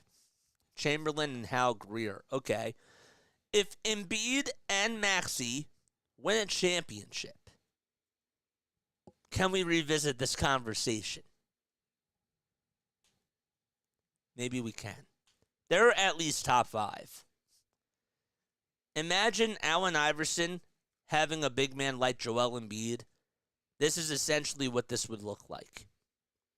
Maxey does play like Iverson in a lot of ways, and the Sixers definitely would have won and probably gotten past Shaq and Kobe if Joel Embiid was playing like this with Iverson. Oh, man. Helps a lot. Thanks. No, I got you, man. If you guys want to go subscribe to my boy Salty Sports and More channel, please feel free to do so, man. You know what? We'll do this man a solid, and we'll drop his link down below. That's what we'll do. We'll drop his link. Well, he doesn't even have to do it. We can just do it for him, guys. We got it. We got it. All right. Per ESPN stats info, the 156 combined first half points, this is according to Tim Bontemps, in this game were the most in the shot clock era between two teams that were tied at halftime. How about that? How about that? That's pretty wild. Kyle Neubeck just retweeted that out. That's pretty wild. Who else on here, man? Those other duos won a title, I think. Moses and Dr. J. That's a good one, too. AI and Aaron McKinney. That's a duo. Aaron McKee. Clippers center Ivica Zubac will be reevaluated in 4 weeks due to a calf strain. Oh, that's big news. That's their center. DFJ says they got to be dominant in beating Maxey because Malone and Dr. J swept every opponent in the playoffs, but the Bucks, they went 5 games. But see, then we get into this question. Was the talent back then as talented as the talent today? I'm just raising that question. I'm not giving an answer. I'm not giving you any sort of response or anything. I'm just raising the question. Simply raising that question. That's all I'm doing. Sean Bradley and Andrew Money. Just playing. Salty Sports says you're awesome. Man, we try to make it fun on here. You know what I'm saying? We want to get everybody involved. We're a family on here. We try to make it a very cool atmosphere, and we want everybody to have fun. That's essentially what we do, man. You know? I subbed, says Larry. Oh, you subbed to his channel. I was going to say, wait, you subscribe to our channel? I was going to give you... I've got to get the applause. I'm going to write this down now. JJ has to get the applause sound effect on here. All right. Applause sound effect. I got to add that to my soundboard. Okay. Me too, says Mike Green. Don't do that, JJ. Don't be disingenuous. I'm not being disingenuous. I'm just raising the question. That's all I'm doing. That's all I'm doing. That's all I'm doing. I'm not pointing fingers at anybody. More power back then, more versatile and athletic these days. We're not doing that. We've not gone those questions about the talent level in the 80s. I was just simply raising the question. You guys can open up the can of worms. I was just raising the question. I guess, okay, then I opened up the can of worms, and the blame's on me, and that's where it comes back to because, okay, yeah, I understand that now. A sub to Toby and that tall guy, Boban, as a duo. Oh, that's funny. That's funny. That's very funny. All right, so in case you are just tuning in the 78-78 as we're in halftime currently right now, let's take a look at these stats, man. Embiid is 23 points. Here's what I'll do. I'll do you guys a solid. I've been doing a lot of solids today, but this is what we'll do. We'll pull up the stats for you guys so that way you guys can see it. Let's do that right now. We'll do a browser capture. How do we do this? There we go. Is this gonna work? Snowman, what's going on, my guy? How you doing, man? Thanks for coming on. Appreciate it, man. Okay. Can anybody see this? There we go. Good. So here are the stats today for the Nuggets. That's what the stats look like.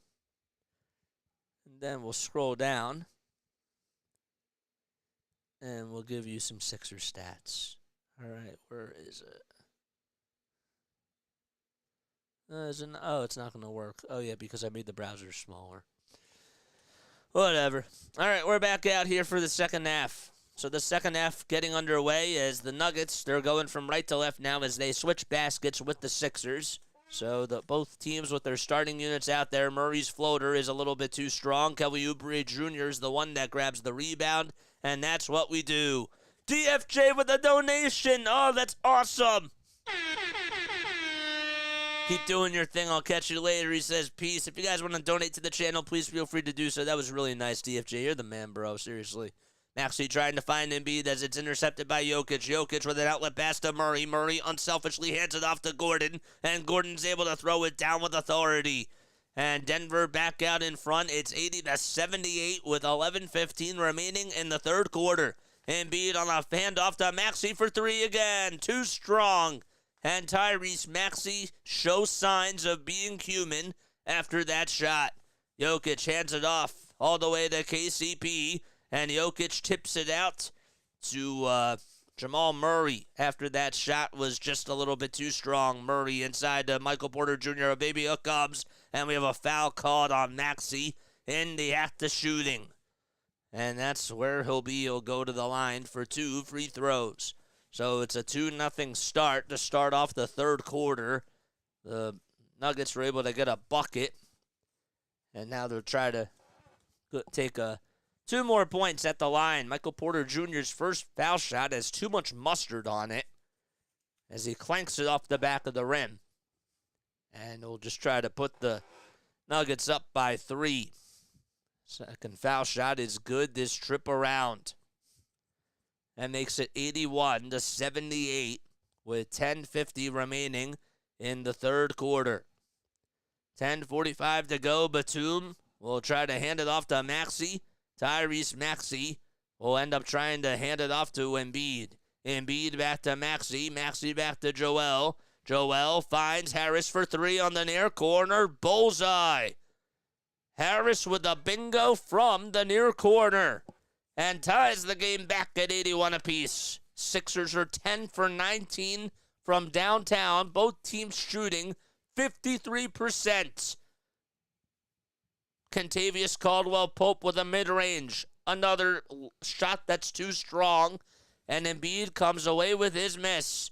Embiid pulls up for 3 over Porter Jr. We have a foul called on Porter Jr. himself. So Embiid got it, and then it was an unorthodox shot that he just took from beyond the arc, and he got fouled in the act of shooting. Interested to see if they're going to say if it's going to be 3 free throws or not. I believe it will be 3, but I thought maybe they were going to call a foul on the floor. 23 points for Embiid, 8 assists. He needs 2 more assists to continue what would now be a 17-game streak of recording a double-double. First foul shot underway. It's good. So he will go to the line for 3 free throws. He does also need 5 more rebounds to continue his 30-point, 10-rebound streak, and that would set it to 17 games in a row. What's up, JJ? I want to do this so right and be more consistent and prep for everything I have this week. My guy is always prepared. 83-81. Embiid with the next foul shot. He puts it up and puts it in. He makes all 3 free throws and continues to show his prowess on both ends of the court. Gordon hands it off to Jamal Murray. Murray back to Jokic. Jokic to Murray on a little dribble handoff. Embiid does get the basketball. We have a kickball violation called on Embiid himself. 9:50 remaining in the third quarter. So Tobias Harris tied the game at 81 apiece with a 3 as he was able to get the Sixers in the scoring department on the board in the third quarter. It was It was a little scoring drought that the Sixers went on, but they were finally able to hit a big three, and then Embiid just made 3 big free throws. Murray gets the inbound. He'll try to take it right to the cup. A dribble handoff to Aaron Gordon, and Gordon's dunk is good. And that'll make the deficit to 1, a 1-point lead for the Sixers. Batum on a little handoff to Maxey. Tyrese Maxey at the top of the key being guarded by Aaron Gordon. He'll find Embiid again. Embiid back to Maxey for a wide open 3. Nothing but net for Tyrese Maxey. The Mad Maxey giving up a maximum amount of effort on the court tonight. And we have another timeout called by Malone. 87-83. 76ers lead it with 9:20 remaining. And, of course, my screen froze. Oh, we love that. We love it when the screen freezes. Oh, that's beautiful. Oh, boy. Go somewhere else with that. Oh, no Eagles talk? Sorry about the Eagles, man. Oh, no, you're good, man. Fios lost our connection. Oh, that's great. What are we, troubleshooting this? What's going on with our box? Uh-oh. All right, we'll turn it back on. Oh, boy. What's going on, everybody?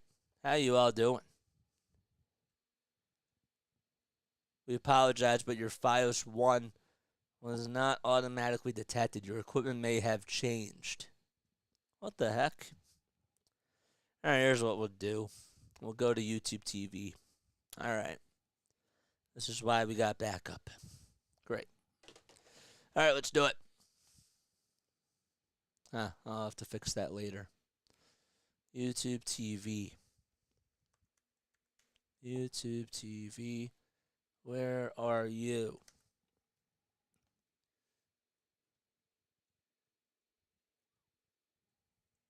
YouTube.tv. Is it going to come up? No? Might be able to put it on here. Sorry about this, guys. I apologize. I did not anticipate that my cable was just going to stop working. All right. Let's put this up on here.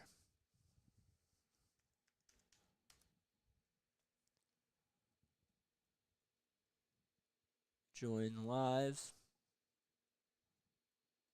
For $7.99 at Domino's. Monk. Okay, there we go. Whoa, whoa, whoa. All right. Oh, well. We're back. What's up, FS Pod? What's up, guys?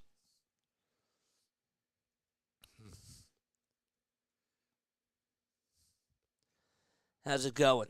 Well, we're adjusting on the fly. You know what we can do? We'll turn on our other TV, and we'll put this up over here. That sounds good. Where my tissues at? There they are. Oh, it's back on. All right, cool. All right, we're back on. This TV turned back on. Great. All right. Here we go. Sixers have it. They're up 87-83. Cable's back. My dad says the cable's back. Cool. Great. 9:15 remaining in the third quarter. Here we go. Kentavious Caldwell-Pope has it. He'll try to swing it out to Jokic, and we have another whistle called on Kelly Oubre Jr. with 9:09 remaining in the third quarter. Thanks, Dad. I see. All right. Oops. Right.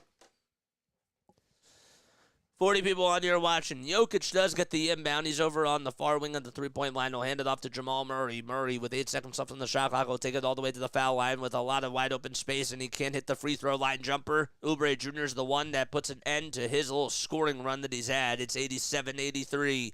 8:52 remaining in the third quarter. Batum hands it off to Maxey. Maxey's on the far corner, and now he's on the far wing of the three-point line. He'll take it to the top of the key. A dribble handoff to Embiid. 5 seconds left on the shot clock. He's at the foul line extended, puts up a 2 in the face of Gordon. No.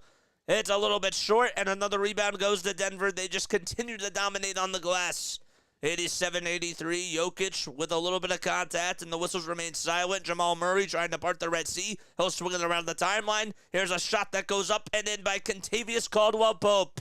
KCP, the former Laker, able to make a little runner and a little baby hook, if you will, inside the lane. And it's now a 2-point lead for the Sixers. Only 3 timeouts left by Denver, and the Sixers have 5 timeouts remaining. Maxey stopping on the dime. He'll hand it off to Embiid. Embiid with a no-look pass to Oubre Jr. for 3 on the far corner. Oh, it goes in! He hit it in the face of Jokic. 90-85. That is absolutely unbelievable. 7:45 left to go in the third quarter. The Sixers have a 5-point advantage against Denver. The altitude not affecting them. Here comes Jokic. Jokic with a little layup, and that's good. He actually tipped it up and in, not once, not twice, but on the third try, he got it to go as he volleyballs it in over Embiid. 26 points by Joel and 17 by Joker. Maxey on the other end. He'll try to find Embiid. Embiid gets the bounce pass over at the top of the key inside the 3-point line. He'll try to go up with a little layup. He puts it up, and he gets the friendly bounce over Gordon. Jokic got hit a little bit by Kelly Oubre Jr. as he's in a little bit of some pain. He's grabbing onto his head, but hopefully he's okay. 7 minutes left to go. The clock is still moving. I can't understand why. Oubre Jr., as he was trying to fight for the rebound, he just elbowed Jokic in the face. But they did not call it a foul. Murray on the other side steps back, pulls up over Embiid, and launches and hits for 2 from the far elbow again. Jamal Murray, he has a lot of points tonight. Give him 15. It seems like he has more, and 9 assists too. Embiid does have a double-double. He needs now 5 more rebounds to add on to what would be a triple-double. Embiid tries to go to the line, and he gets fouled. This time, he'll go to the line for 2 free throws as he gets fouled by Gordon. Aaron Gordon gets called for the shooting foul as Embiid just tried to bully his way down low and has some words with Aaron Gordon. Boy, that is a physical specimen, and just being able to witness him every night play basketball, it's like watching Shohei Ohtani play baseball. 93-89 as that foul shot is good by Embiid. Speaking of baseball, I forgot to mention that Brian Anderson is actually on the call tonight. And that's the guy who covered the Phillies on national TV during their whole playoff run. 93-89, Embiid with the next foul shot. He puts it up and puts it in. 29 points for Joel and 10 assists as well. He's 9 for 14 from the field. Joker finds Caldwell-Pope. Caldwell-Pope back to Joker. And they'll swing it around the timeline. Murray trying to bulldoze his way inside and just laser that pass. Throw a little laser to Jokic, and we have another whistle. 47 people on here. Let's get 47 likes and 47 new subscribers. Come on, what are you waiting for? Gordon gets the inbound. He'll get it deflected by Batum as he tried to find Jamal Murray, and Batum can't get it. It went over towards the near sideline in the back court as it was inbounded by the Nuggets, and the Nuggets will take it back over. There's 5 seconds left on the shot clock. They have to inbound it from the half-court mark. Caldwell-Pope will hand it off to Murray. Murray being locked down by Batum. 3 seconds left on the shot clock. He gets over to the three-point line on the far wing. Pulls up for 3. So a little bit too strong. And we have a little wedge in between the shot clock and the backboard. How are they going to get this one down? That's the question. Oh, man, they have a bird's eye view from that camera. And Kelly Oubre Jr. trying to hang on to the rim to see if that's going to work. They're going to have to get the big broom out. Or maybe throw up a basketball up there. Boy, oh boy, that is absolutely tough. Maxey's trying to get another basketball and try to get it down. And he pulls up for a jumper. Oh, he can't get it. Oh my goodness, this is really wild. Embiid's looking at Maxey, and Maxey finally gets it down and knocks it down. He literally knocked it down with another basketball. Didn't even jump for it, but They got it down. I guess that they didn't have a tall broom to get it, but it's 94-89, so the other basketball helps the basketball that was on the little wedge get down. 5:53 to go in the third quarter. Maxey on a give and go to Embiid. Embiid buys on a low pump fake, dishes it out to Harris for three. Oh, what a pass by Embiid again. 11 dimes for the center, and give Tobias Harris 16 points. 97-89. Joker inside. Gets the ball stripped by Maxey. It's stolen away by the Sixers. A 3-on-2. Maxey to Embiid. Embiid back to Maxey. Pulls up for two. It's blocked by Murray. Murray to Caldwell Pope. Caldwell Pope tries to find Porter Jr. Almost stolen away by Batum. Porter Jr. for three on the near corner. It's no good. Gordon tries to tip it up and in. No. Jokic gets the rebound. It's blocked by Batum. Lots of action on the other side for the Sixers. Maxey to Oubre Jr. for three on the near wing. Oh, it almost went in. It almost went in. Gordon got the rebound, and he's leading the charge on the other side. Gordon inside. Tries to go with a two. Count the bucket and a foul. 97-91. And he'll head back to the line for one more free throw. Boy, oh boy.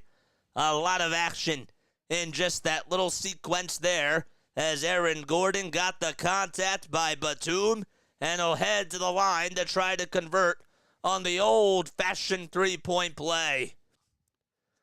It's 97-91. Aaron Gordon, the former Orlando Magic player, who has 15 points in this game and 5 rebounds and 2 assists. So Maxey comes out. The Sixers will take a timeout here. And Patrick Beverley and Marcus Morris Sr. come in. They won't take the timeout yet. They'll wait for Gordon's free throw to go in, as the clappers are being heard from the fans all the way to the players on the court. Gordon with the first free throw, puts it up, and it's nothing but net. And it's now 97-92.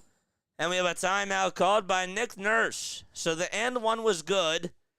And Nick Nurse wants to go back to the drawing board and talk things over with his ball club.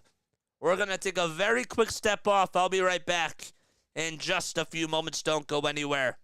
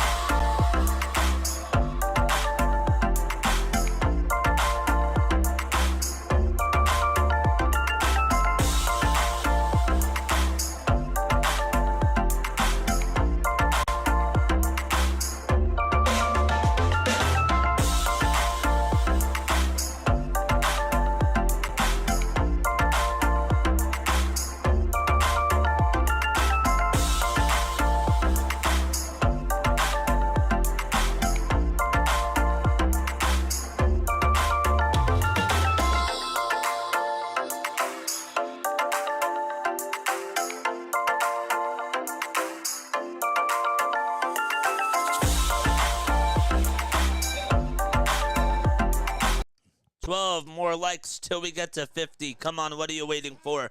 My name is Jason Joseph. This is Play-by-Play with JJ. We're live for almost every single Sixers, Phillies, and Eagles game. We do play-by-play for all of those teams. Paul Hudrick just tweeted out and said, this is one of those games, quote, that I can remember covering. High-level offense from both teams. Jokic has 10 offensive boards. The Nuggets are out-rebounding the Sixers 16-7 and are able to have more second-chance points, but the Sixers are out in front 97-92, and there's not even 5 minutes to go in the third quarter. I mean, that's just absolutely incredible, the way that this game has been going for both teams. Sixers had a timeout called. They'll get the ball back. Aaron Gordon got the and one to go. And Beverley and Morris Sr. back in there for Philadelphia. The lineup will be Batum, Embiid, Oubre Jr., Morris Sr., and Beverley. And for the Nuggets, they got Reggie Jackson, Kentavious Caldwell-Pope, Nikola Jokic, Michael Porter Jr., and Aaron Gordon all out there for Denver. The Sixers are able to they've been really able to shoot the three ball really well. They're shooting 56.5% from three. So over half of their shots have gone in from downtown, 13 for 23, and the Nuggets are 8 for 17, which is still pretty good. That means that they're shooting 47% from downtown.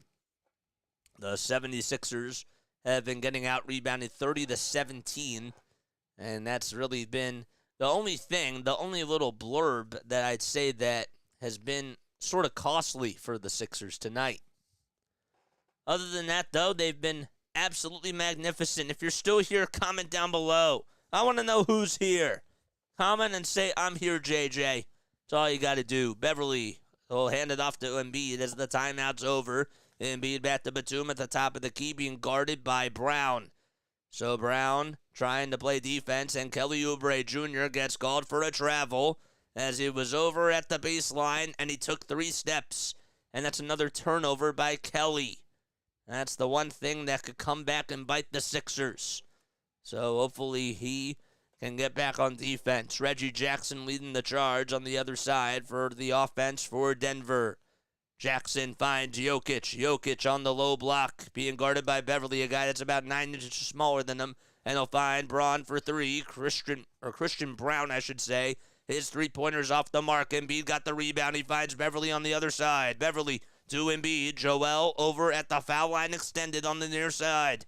10 seconds left on the shot clock. He'll take a jab step over Aaron Gordon. And now we'll take it over to the left side. A turnaround jumper over Gordon again. No. Morris Sr. tried to tip it, and it goes into the hands of Batum, and Batum's follow through is good. Nick Batum able to clean up the trash and empty out the garbage can by putting it up and in. 99-92. Jokic on a pass to Jackson on the far corner. And a little lob pass back inside to Joker as he's being guarded by Batum. Jokic bullies his way down low, kicks it out to Jackson for 3. He thought maybe he got an assist there, but Kelly Oubre Jr. says, no, no, no. I got the rebound. Oubre Jr. steps into a rhythm and pulls up for 3 as he held his pose, and he could not get it. Too much mustard again on that 3-pointer by Oubre.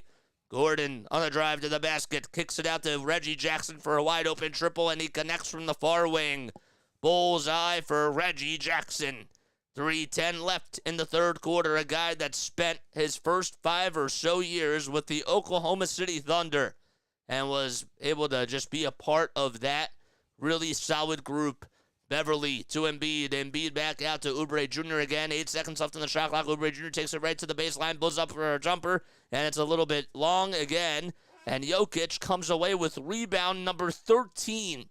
17 points, 13 rebounds for Joker. He dishes it inside to Gordon. Gordon trying to find Christian Brown, and it goes out of bounds. Sloppy basketball again by Denver. 99-95 with 2 minutes and 39 seconds to go in the third quarter. Sixers lead it by 4. They have 4 timeouts remaining. The Nuggets have 3. And we're just going towards the end of this epic third quarter. Batum does take a quick step out, and Furkan Korkmaz will step on in.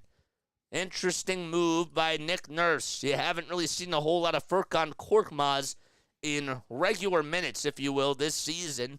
But he's been trying to pick his spots with him and maybe try to get some scoring, especially in this high-scoring game now. Furkan Korkmaz with a dribble handoff to Beverly. 10 seconds left on the shot clock. He'll hand it off to Embiid over on the left side. He's at the foul line extended, trying to bully his way down towards the post. He's being double-teamed, kicks it out to Morris Sr. Morris Sr. tries to go up with a 2 on the near elbow. It's a little bit short again. Jackson fights for the rebound, and Morris Sr. collides with the camera operator over at the Sixers baseline. It's 5-on-4 basketball for Denver.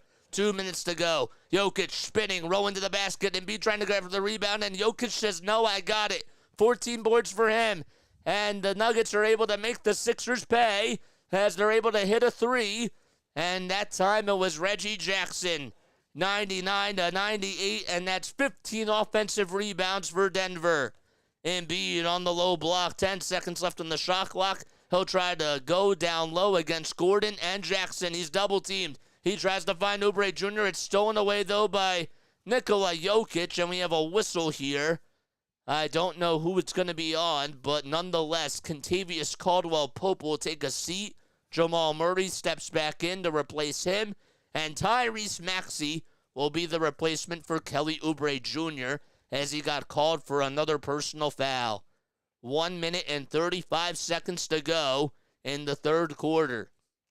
30 points for Embiid, 10 assists, and so he continues his double-double streak. He does need 4 more rebounds, though, to make it 16 consecutive games with 30 or more points and 10 or more rebounds. 8 seconds left on the shot clock for Denver. Here's Jokic on the drive to the basket, pulls up for 2, a turnaround jumper over Maxey, and he hits it.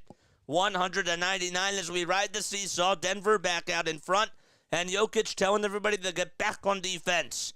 Maxey on the far side. Oh, hand it off to Embiid. Embiid spinning, row into the basket, trying to go with a shot. They actually tried to dribble it and hand it off to Furkan Korkmaz, and Korkmaz thought he was just going to take it, but Korkmaz not able to come up with it.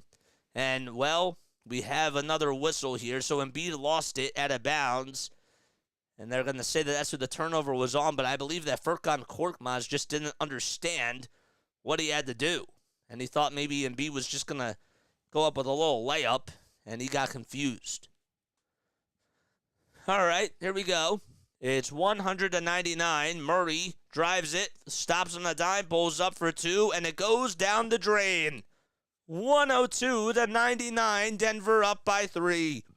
That was a big 2 just inside the three-point line. Beverly stopping on a dime again. Oh, hand it off to Maxey. Maxey goes to the right side. He'll kick it back out to Beverly for a 3 at the top of the key. A little bit too strong, and Beverly tried to go for a rebound. He knew it was going to be off the mark, but the Denver Nuggets are able to say no and corral the board. That was Christian Brown. 15 seconds left on the shot clock, 18 on the game clock as we wind down this third quarter. Murray at the top of the perimeter finds Jokic on the low block. Jokic going up against Patrick Beverly. Beverly tries to steal it as he spins, turns around, pulls up for 2. I don't know how he hit it, but he got it.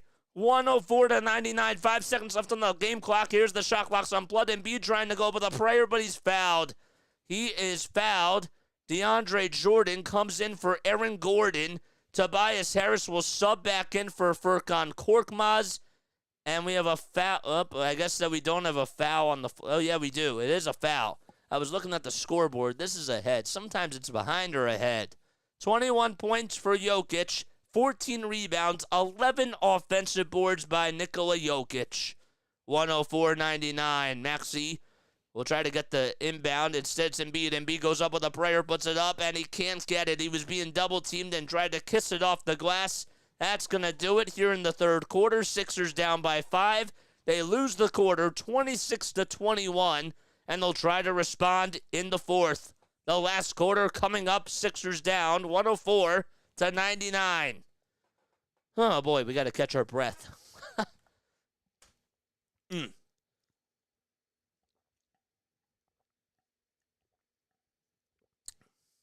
Holds his pose. I love that. I can see it. Nice. We're trying to get things a little bit, we're trying to do things a little bit differently, as we always try to do. We're just trying to expand our play-by-play calls. Sixers with some brutal defensive possessions to close the third quarter, and now trail 104-99, says Paul Hudrick, into the fourth. They do have to get defensive stops, but nobody can miss tonight, so I don't know what else to say about that. I don't know what else to say. Non-stop action. Non-stop. That's all it is. It's like this is like a hockey game. This is pretty close to a hockey game, man. Not a lot of whistles. It's just continuous action. This is like calling a hockey game. Let's see. The Nuggets ended that third quarter on a 15-2 run, unfortunately. So, all right, it's time for our 76ers trivia question of the day. I'm going to ask you a Sixers trivia question, guys, and if you get the answer correct, you'll hear this. If you get the question wrong, this is what you'll hear. Okay, so I want to know, what expansion franchise joined the NBA along with the Orlando Magic in the 1989-90 season? Okay, that's our trivia question of the day. Which expansion franchise joined the NBA along with the Orlando Magic in the 1989-90 season? That's what I want to know. Which team? Which franchise? Hit that thumbs up button. Hit that subscribe button. Turn on those notification bell icons, and that way you'll know when I go live. Which expansion franchise joined the NBA along with the Orlando Magic in the 1989 to 90 season? The Miami Heat. Incorrect. Miami Heat have been around for longer. It feels like. Feels like they've been around for longer. Which team? Anybody want to guess? Somebody said Columbus Blue Jackets. That's funny.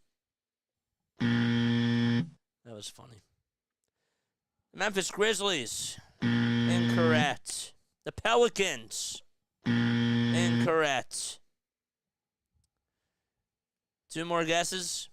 Two more? I'll give you two more.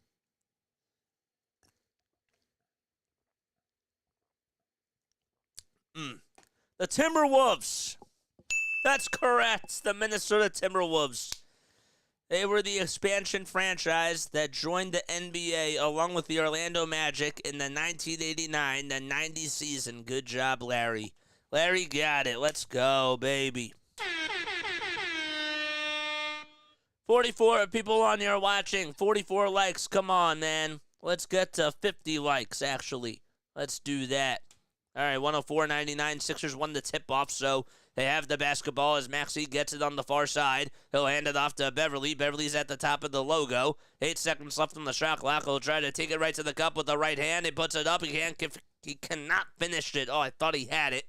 Murray's the one that climbs the ladder, comes down the chimney, and he'll hand it off again to Reggie Jackson.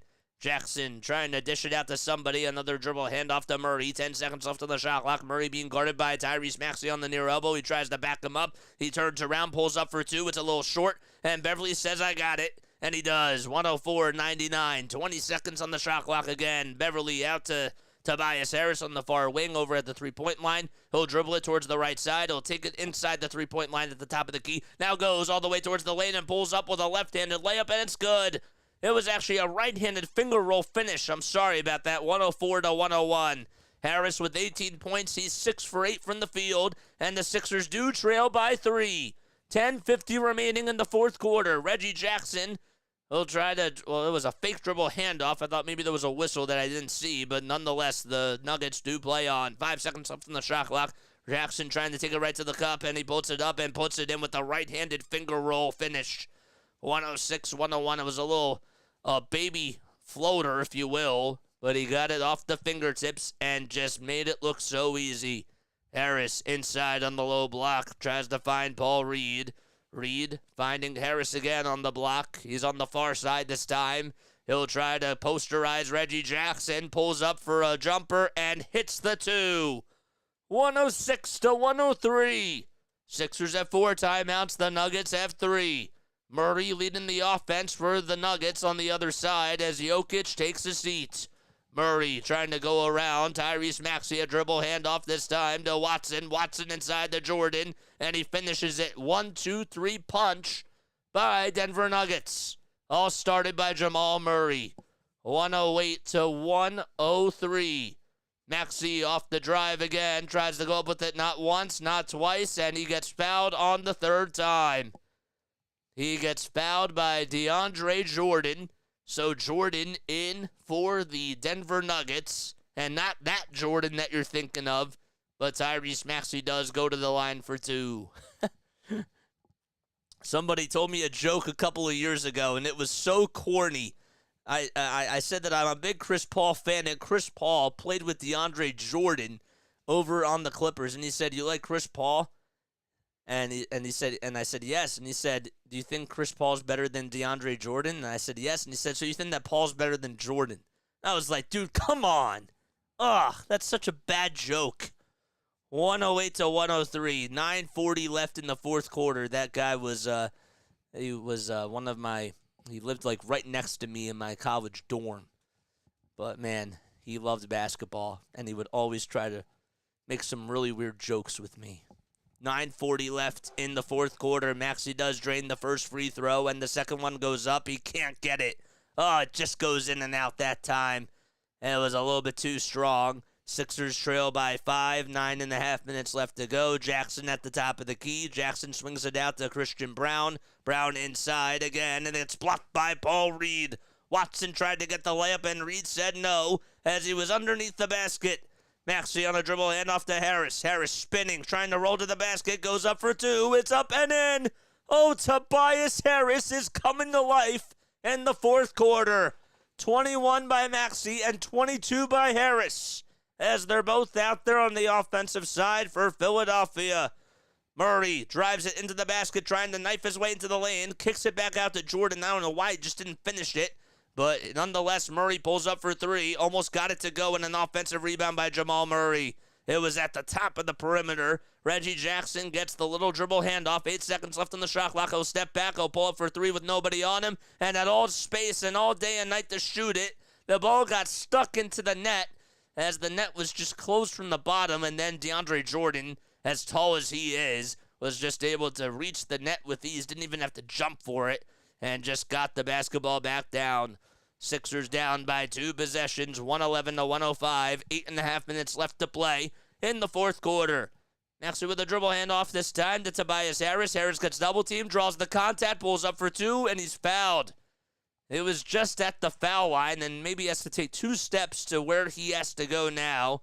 And there's 8 minutes and 22 seconds remaining in this fourth quarter.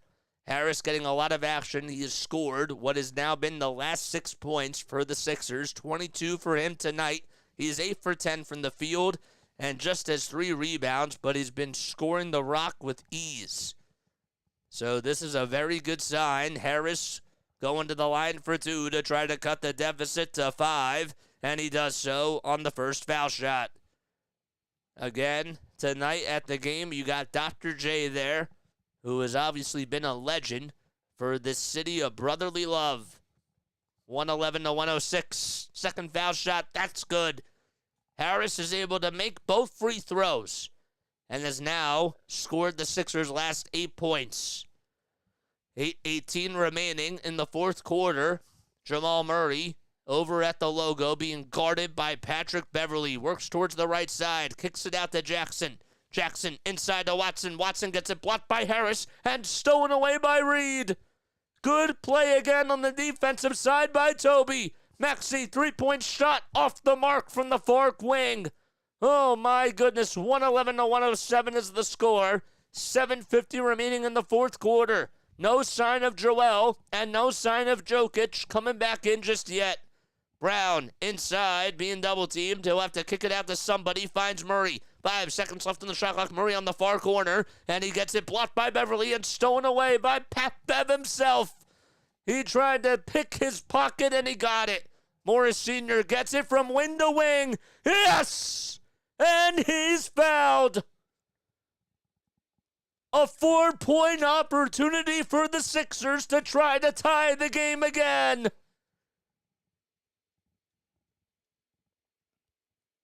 So Beverley got the steal as he blocked Murray's shot and then just caught it. And then just somehow found, as he was dribbling up to the other side, he was on the far wing and was able to find Morris Sr., and he got fouled. He'll go to the line for one more for the 4-point opportunity. And now Joel subs back in, and Tobias Harris and Paul Reed, they'll both take a seat as Nico Batum will replace Tobias Harris for now. Aaron Gordon will be the next guy that comes back in for Denver for Peyton Watson. Morris Sr. to try to tie the game. If the Sixers somehow win this game, Marcus Morris Sr., everybody will talk about the 4-point play that he has. And he gets the foul shot to go as it rimmed around the Rosie 3 times and went down the drain. 111 to 111, that's what we're locked in at. Jokic back in and Embiid back in as well. Jokic going up against Batum. Here's Murray on the near elbow, backs out towards the 3-point line. And it was almost stolen by Maxey. Maxey to Jokic, and Jokic gets the friendly bounce to go. So Jokic with 23 points, 14 boards, and 3 assists. And the Sixers, who have Joel Embiid. Embiid has 30 points and 10 assists and 6 rebounds. Here we go on the other side. Maxey trying to make a little layup, and it's good as well. Tied again. Punch, counter punch. 6:58 remaining in the third quarter. And how about Tyrese Maxey trying to part the Red Sea? It was actually goaltending that was called on Michael Porter Jr. Reggie Jackson trying to go into the lane, goes up with a shot. It's almost blocked by Embiid. Good defense, though. He didn't get a piece of it. Maxey with the rebound. Maxey to Joel. Joel goes inside with a little layup on a Euro step, and he got it. He got Jokic to buy on a little pump fake on the Euro step. And he finished on the right side of the baseline. And another timeout called by Denver. They're down to 2 timeouts. Sixers lead by 2 with 6:38 remaining in the fourth quarter. Can you believe that? Jokic, as soon as Embiid was going down the lane, just a little Euro step, he just fooled Embiid, and he got the layup. Crazy. Crazy stuff. Who else is here? Who else is enjoying this? What would be the score? Ben Simmons one-on-one versus Embiid, the 21. We can't even talk about that, man. I can't even think about Ben Simmons. I'm thinking about this game. You know what I'm saying? This is just incredible. This is, what a game this is. Nobody can miss. This is a playoff atmosphere. It's a playoff game. It's a sold-out crowd at the Wells Fargo Center. There's like not one seat empty. And this is probably the cure for what happened last night as the disaster that happened.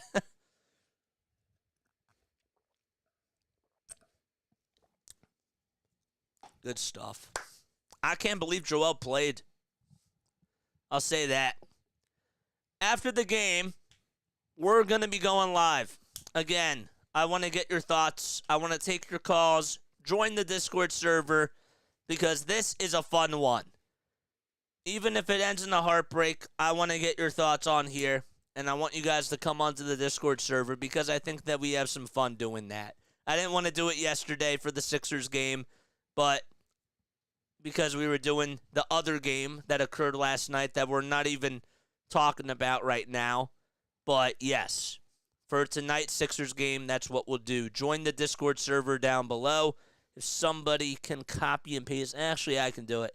All right, I'll copy and paste that right now. Join this Discord server right here. It's also in the description, and this is how we'll do it. Good. All right. Nice. I want a buzzer beater, says Larry. I want a buzzer beater. This is going to come down to the wire for sure.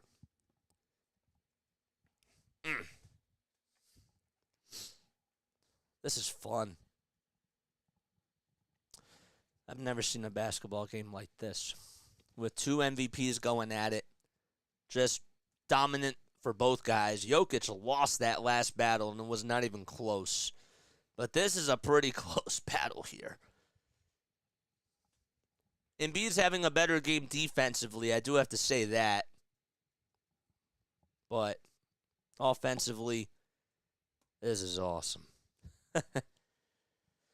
All right, let's catch our breath. Thoughts? Any thoughts on this game?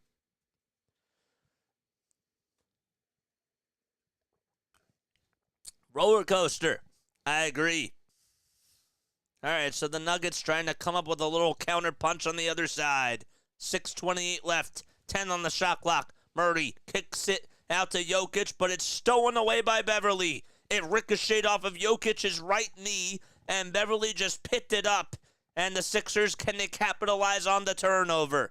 Maxey on the far wing of the three-point line, dribbles over towards the right side, gets his defender to stop on a dime, pulls up for three, and pulls up, and it's no good, but it wouldn't have been good anyways because we had a foul on the floor.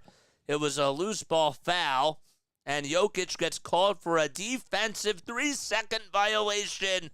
Oh, my goodness, that's a big-time call.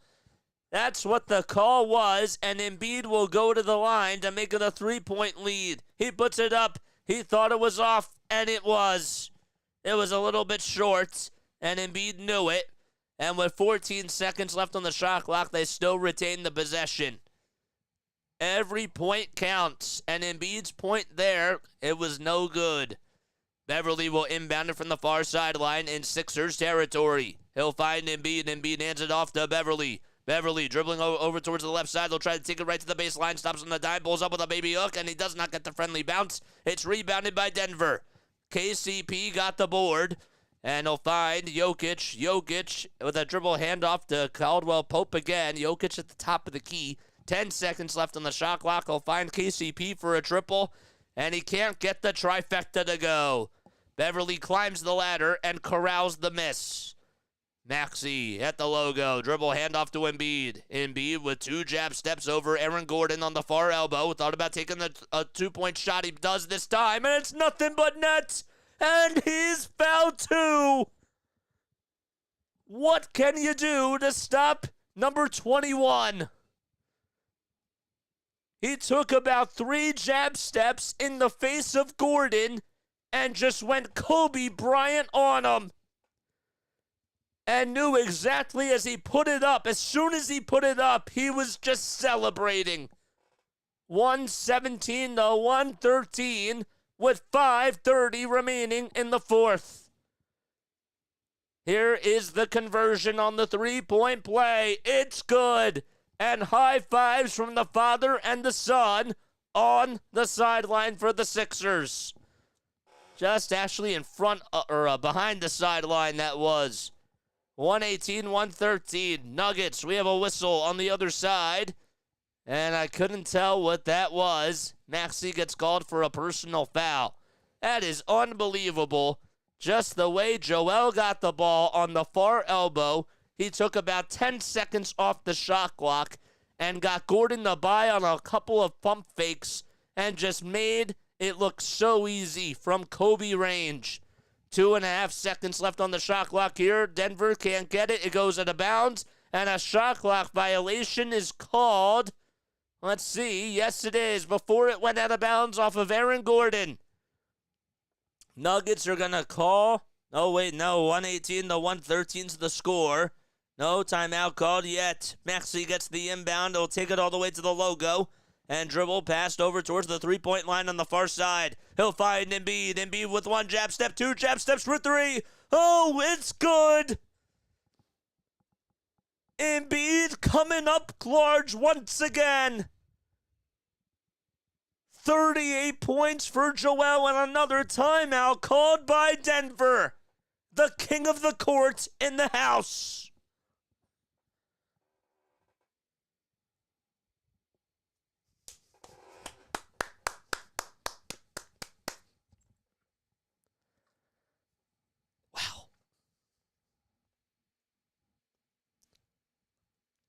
Far corner. Actually, it was far wing. My center. That's my MVP. That's my MVP. He still needs 4 more rebounds to continue his 30 or more point and 10 or more rebound streak, but he keeps the double-double streak alive. That's my center.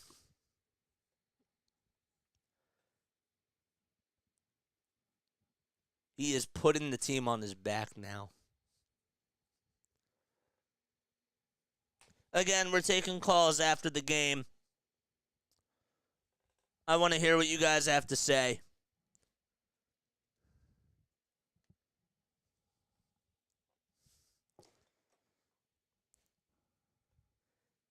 Arby said the best player in the NBA resides in Philadelphia, and his name is Joel Embiid. He forgot Hans, because that's his middle name, Hans Embiid.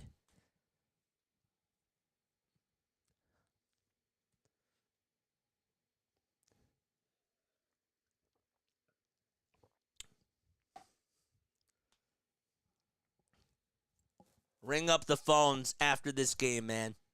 Join the Discord server, and we'll get your thoughts. It's not over,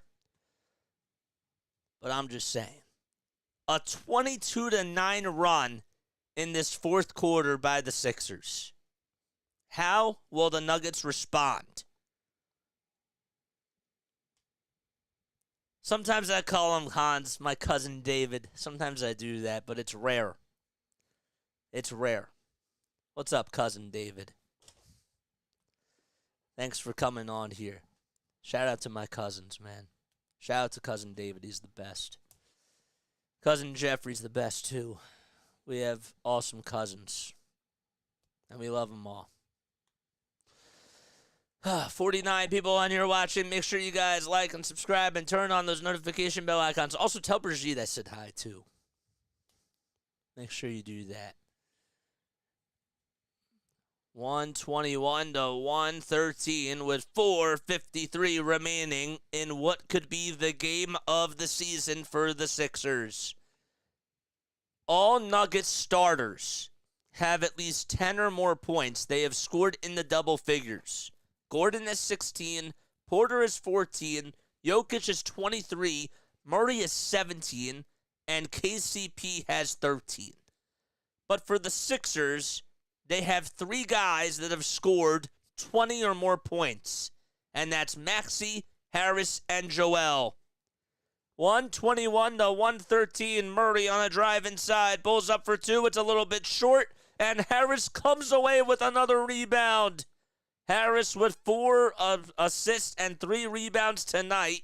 Here's Maxey on the other end. A dribble handoff to Embiid. Embiid swings it around the timeline. The ball finds Harris. Harris at the top of the key. He'll find Embiid on the far elbow for 2 in the face of Gordon, and it goes in.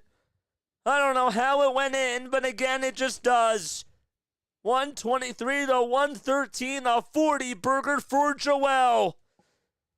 4:13 left and another turnover by Denver.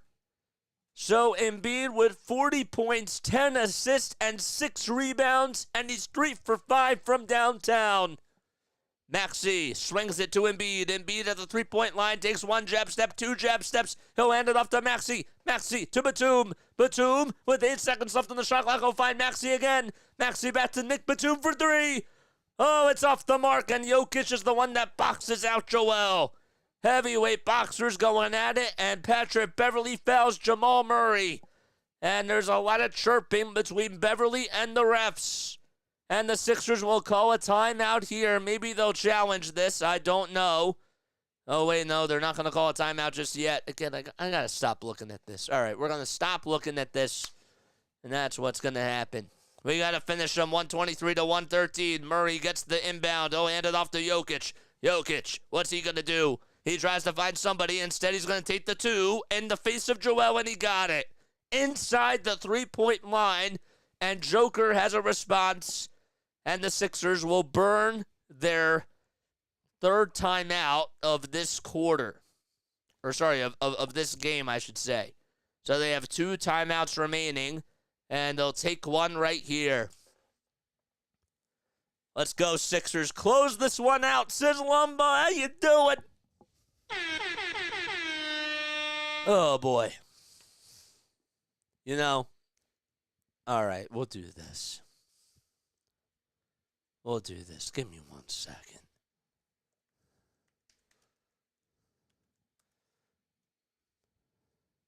Okay. We got it. Great. It's up. It's up. Great. Good stuff. If you're new to the channel, spike the like and hit the subscribe button. Turn on those notification bell icons, and that way you'll know when I go live. Also, come on after the Sixers game. We're going to be going on Discord. I want to hear from the community. I want to hear from Sixers Nation about how much fun this game has been. Excuse me. I just had to do that live. The Thunder play the Clippers next. That should be a good game, too. Oh, my gosh. Gilgeous-Alexander going up against his former team. That should be fun, too. But this one has been a blast. We're 5 away from 50 likes. Spike that thumbs up button. 10 points for Joel in this 4th quarter. Only 4 by Nikola Jokic. He did just make the last 2. Here we go. Maxey gets the inbound, finds Joel. Joel goes up with a shot, thought he was fouled. Whistles remain silent. And again, Gordon comes away with another rebound. It's 123 to 115.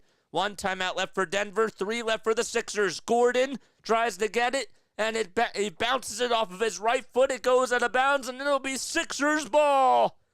Gordon bounced it off his right foot. It went out of bounds towards the baseline, and the Sixers get it back. 5 turnovers by the Nuggets in this quarter, none for the Sixers. Maxey on a drive. He'll hand it off to Joel. Joel almost turns it over. A fight for the loose ball on the ground as him and Jokic go diving after it. And Embiid loses it out of bounds, and I believe that they're going to say that Joker had it. I don't know. We'll have to wait and see. A loose ball foul called on Joel. I don't know if I agree with that call, as Embiid is chirping on the other side to the refs. So the Sixers come up with their first turnover of the fourth quarter. 2:50 remaining as we're coming down to the wire again. Gordon gets the pass from Jamal Murray, kicks it back out to Jokic for 3. It's a little short, and Maxey's the one that climbs the ladder, comes down the chimney with that board. 123 to 115, and Maxey in no particular hurry. He'll hand it off to Nico Batum. Batum with another dribble handoff to Beverly, and now they'll just hand it off to Maxey. Maxey to Embiid. Embiid at the top of the key. 1 jab step, 3-point shot. It's up. It's just off the mark. Gordon with the rebound. That was a clutch rebound by Aaron Gordon. Gordon kicks it out to Jokic for 3 on the far corner. No, he's human. And Harris is the one that grabs his miss. It was a wide open 3. Embiid could not get back on defense, and Joker could not get him to pay. 1:55 remaining in the fourth quarter. 2 timeouts for the Sixers, 1 for Denver. 8 seconds on the shot clock. Maxey dribbling with the right hand, goes inside to the baseline, goes up with a shot, and it goes in and out. The basketball gods say no. Jokic hands it off to MPJ for 3. It's off the mark, and Embiid comes up with rebound number 7. 1:35 left. The Sixers again in no particular hurry. Both teams have gone ice cold since the timeout was called by Denver. 10 seconds left on the shot clock. Maxey dribbling over towards the right side. He's at the logo and now steps to the top of the key. 4.5 seconds to go. He puts up a shot. Thought he was fouled as he goes flopping towards the deck. Whistles remain silent again. Murray trying to drive it to the basket. It's blocked by Batum. Can you believe it? Batum comes away with a block, and that's probably the dagger in the game. Maxey on the other side. He'll dribble this one out. He's at the Sixers logo. 53 seconds to go. Fans standing on their feet already. This is to ice the game. Maxey to Joel. Joel inside, goes up with a layup, and he's fouled too. He's saying, this is my city, and this is what I do. I'm Joel Hans Embiid, and I'm the MVP. So Jokic gets called for the shooting foul as Embiid tried to fizzle his way into the lane. 42 points and 10 assists and 7 rebounds. What can't this guy do? 18th straight game with 30 or more points and 17 games in a row with a double-double for the big man. 46 seconds to go. Embiid will go to the line for 2. The first foul shot is up, and he drains it. So last year's runner-up MVP has 25 points and 19 rebounds, but he gets outclassed by a guy who was last year's MVP, who had 41 points, 10 assists, and 7 rebounds in this game. 46 seconds to go. Embiid with a second foul shot. He puts it up. It's a little bit off, and Jokic gets a 20-20 game. And a timeout called by Denver as Jokic comes away with rebound number 20, and that's what happens here. Are they going to give him 20 rebounds, or was that his 19th? I think that was his 20th. MVP! MVP! Oh, my gosh. It's beautiful, man. 51 people out here watching. What are you guys doing? Hit that thumbs up button. Hit that subscribe button. Now go game. Do your thing. 124, 115. with 44.3 seconds to go, as the Sixers, all they got to do is milk the clock down. That's all that they have to do now. It would seem almost impossible for the Nuggets to try to even tie this game. It says 19 rebounds. Okay, so he needs one more to get 20. Maybe they just cut off one of his other rebounds that they thought that he had. Come on over to Discord after the game to give your thoughts on this team. That's what I want you guys to do. Join the Discord server. We'll copy and paste it again. Here we go. That's what we're going to do. So Jokic, 25 points, 19 rebounds. Embiid with 41 points, 10 assists, and 7 rebounds. And here come the Nuggets with their last hope. They inbound it as they advance the ball. MPJ for 3, nothing but net. That was clutch. 124-118. Maxey trying to get by as he loses the basketball, and we have a foul called on KCP. Kentavious Caldwell-Pope got called for a personal foul. I don't know if that was the right call or not. Maxey got tripped up, and Maxey will walk the floor as the Sixers are in the bonus. 37.1 seconds to go. You don't want to play with fire against the defending champs from last year. They do have 2 timeouts remaining. The Sixers, that is. The first foul shot by Maxey. It goes in and out. And Maxey can't believe it. If Maxey somehow does miss the second free throw, I wonder, the Sixers fans should still get the brickin' for chicken. That should still be a part of the deal. But I guess not. Second foul shot coming. It's up and in. That was clutch. So Maxey does go 1 for 2 from the line and makes it 125-118. Murray trying to not waste any time here. He'll kick it out to Porter Jr. Porter Jr. goes up for 3 again. It's a little bit off the mark. And Embiid, oh my goodness, he gets called for a foul. I didn't see any contact between him and Porter Jr. That's unbelievable. And I believe Nick Nurse, what do you have to lose here? He's going to challenge it. They say that he fouled him in the act of shooting on the near wing. I don't know. No, he didn't even touch him. Did not even touch him. So they burn a timeout here and decide to use it for a challenge, and that's what's going to happen. Yep. They'll put the red flag in there, and they'll call for a challenge. Didn't even touch him.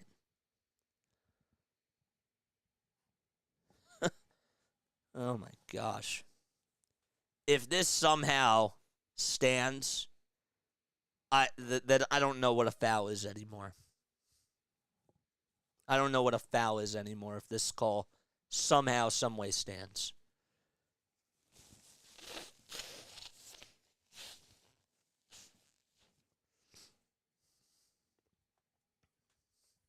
Who else is here? Comment down below if you're still here, having a great and a grand old time, like me.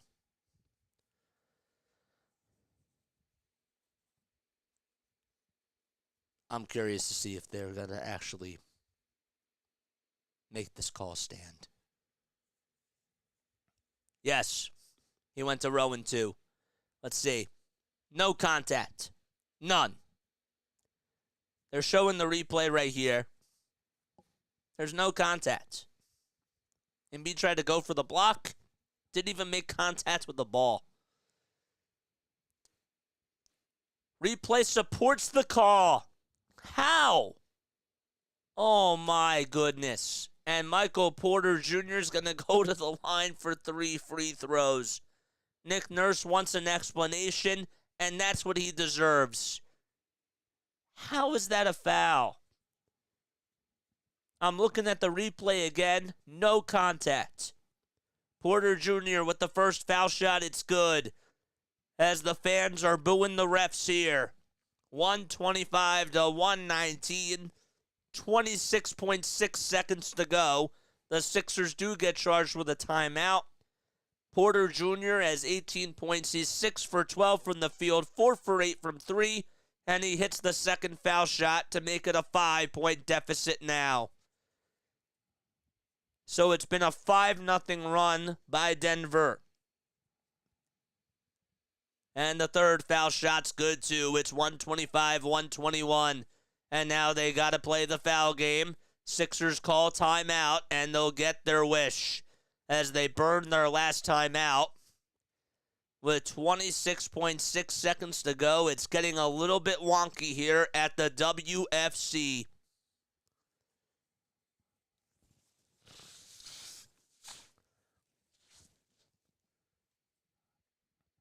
No foul.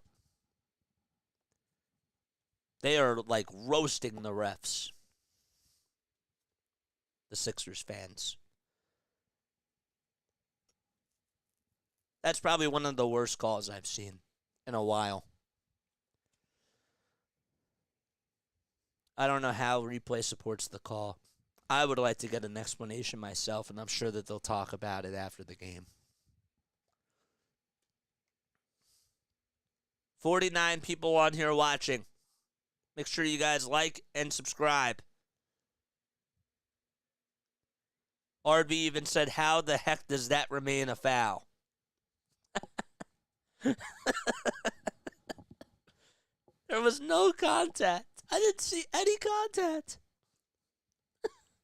Sometimes I question my eyes too, but I didn't see any. Oh boy. 50 people on here watching. All the Sixers got to do is just inbound the ball and make their free throws. Murray comes back in. Christian Brown comes back in too. Sixers burn their final timeout. Maxey gets past or goes into the backcourt as he gets the inbound and immediately gets fouled by Contavious Caldwell-Pope. So now Tyrese has to hit these foul shots. It's a 4-point game with 24.3 seconds to go in this game.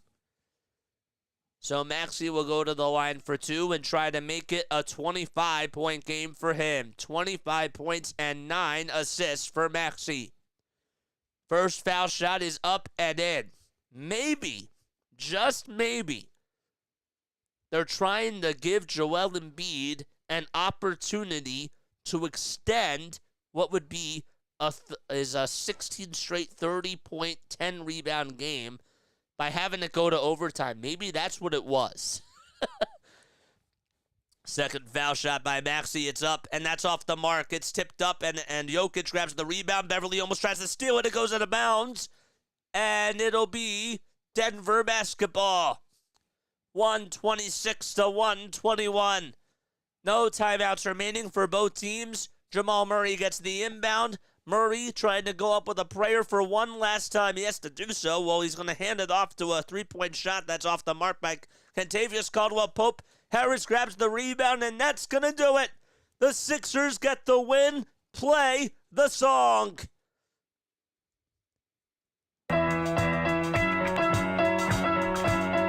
Let's go! The Sixers win and beat the Denver Nuggets 126-121. Let the celebration begin. Everybody for Philadelphia, 76ers, stomp your feet. Everybody for Philadelphia, 76ers, here they come. Philadelphia on the run, stand up and cheer. Oh, that's beautiful. Oh, man, that's beautiful. 1, 2, 3, 4, 5, Sixers. I had to do it after today. When the playoffs come, you bet that we're going to be playing that song after every single W. Oh, boy. 126-121, and the Sixers win. We had to play the song tonight. That's what we had to do. Oh, that was beautiful. Oh, boy. What a game. Jokic hugs Embiid. Embiid then hugs DeAndre Jordan. This was everything that you could ask for in an NBA game that lived up to the expectations that it did. If not, they probably succeeded more expectations. We're going to take calls, man. We are going to take calls. That's what we're going to do right now. Embiid is getting interviewed by Ali LaForce as this game was on primetime TV on TNT. And, man, Embiid showed up. He showed up, man. Oh, boy, what a song. What a great game, too, man. All right, we got to open up the lines, man. We're going to do that. This was awesome. All right, come on over to Discord if you haven't done so already. Join the Discord server down below. We're going to take phone calls. If any of you want to come on here and give your thoughts, by all means, feel free to do so. We're not going to play the song too many times until the games are really, really meaningful, like what we did for the Phillies. And I wanted to do it for the Eagles, but they didn't really give me anything to play the songs for, so unfortunately we couldn't do it. All right, let's create an event. We'll do that now. Probably after every game, we should just have these events made. Sixers event. We'll make this for 10:15, and we'll call it Sixers. All right, next. I'll create this event, and I want to hear what you guys have to say. 41 points for Joel, 10 assists, and 7 rebounds. So, unfortunately, the 16-game streak of him getting 30 or more points and 10 or more rebounds comes to an end, but he continues the 30-point streak and the 30-point double-double streak, which is obviously important too. Oh, boy, what the heck is going on here? 30 points. Value of field must be 1, 3, 2, 1, 1. Sixers talk. What the heck is going on? Why won't this create event? I want it to be a stage. Sixers. What the heck? All right, there we go. There we go. Okay. One event. Can we start it? It says starting in 51 minutes. What the heck? Can't I just start the event? What the heck is going on?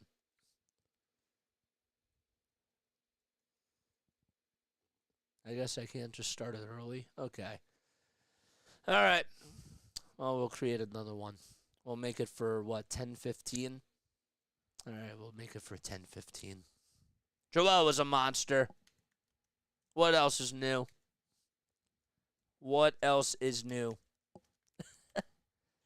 Sixers, 1, 2, 3, 4, 5, Sixers. All right. We'll start this one. Okay. There we go.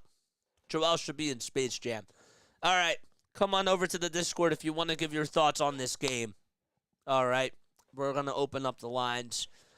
I don't really have too much else to say. This game was just awesome. Little Spongy's here. I want to invite you to speak, my guy. What's up, little Spongy? How you doing? Once you're able to join. Oh, man. Joel should be in Space Jam. I agree with that, bro. I 1,000% agree with that. I think that that's a very valid statement. Oh, boy. So they win 126-121. What's up, little Spongy? You're on play-by-play with JJ. What's going on, man? Can you hear me? You there? Little Spongy? You're muted. You're muted. No?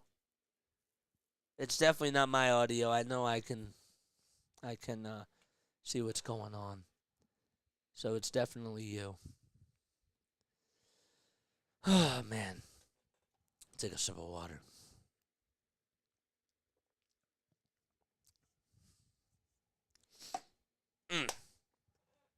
What an awesome game. That was fun. Nuggets are now 1.5 games behind the Timberwolves. 1.5 games behind the Timberwolves. Mike, if you want to come on here too, man, you're totally more than welcome to. All right, we'll do this again. Take 2. Little Spongy's back in here. Little Spongy's back, baby. What's up, Little Spongy? Nope, I can't hear you. Hello? Your mic's not even popping up. Oh, now it is. But I still can't hear you. Maybe you have headphones plugged in or something. I don't know. But it is definitely not me. Keep giving flowers to Embiid. From where I sit, he's not dependable. Misses too many times. And when playoffs come, he will disappear like he always does. Oh, I guess tonight's the night to bash him. Well, he played great tonight. You can't deny that. Jason. He played phenomenal tonight. We're not talking about the playoffs. We're talking about what he did on the court tonight. That's what we're talking about. Little Spongy, can you hear me? No, I want to get you to come on, man. You might have to play around with your audio settings again. That's what you might have to do. Larry says, great call. Thanks, man. Appreciate it. My aunt likes the song. Yeah, I like the song too, but I don't want to play it too much. We'll play it towards the end of the season.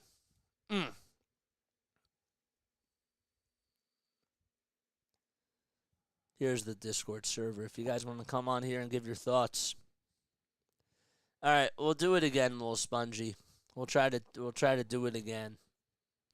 You have to check your audio settings on your phone and whatnot.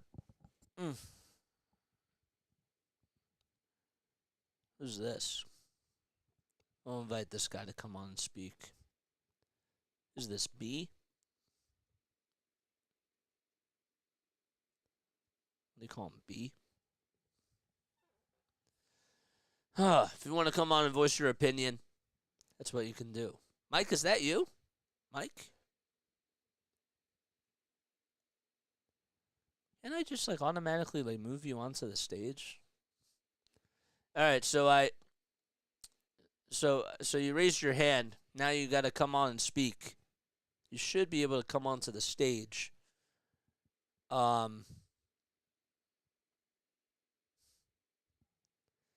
Best season at least for scoring for Embiid. 1,000%. 1,000%. All right, we'll invite you to speak.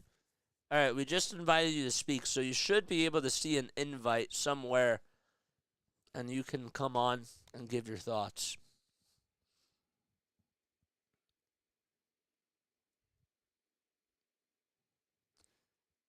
Where is it?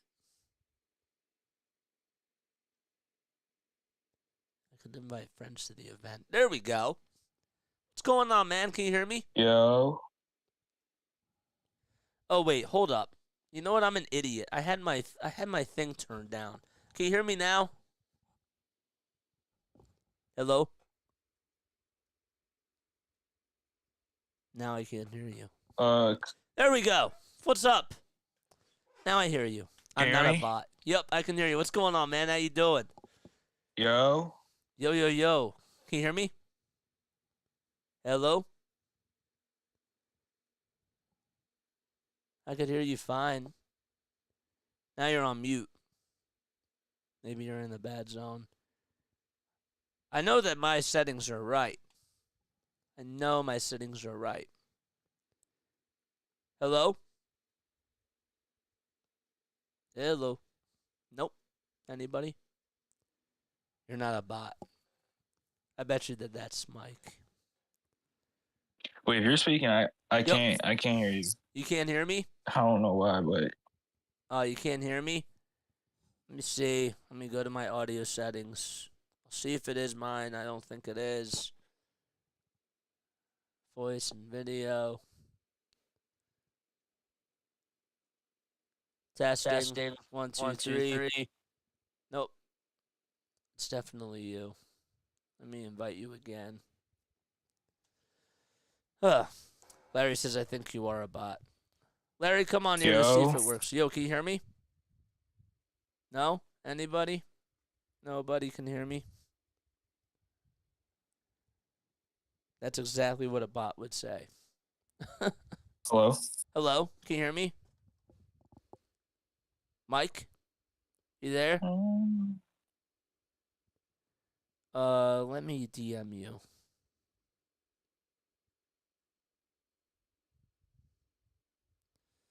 I might try to come back in.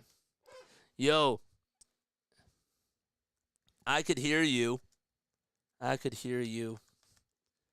But your audio settings must be off.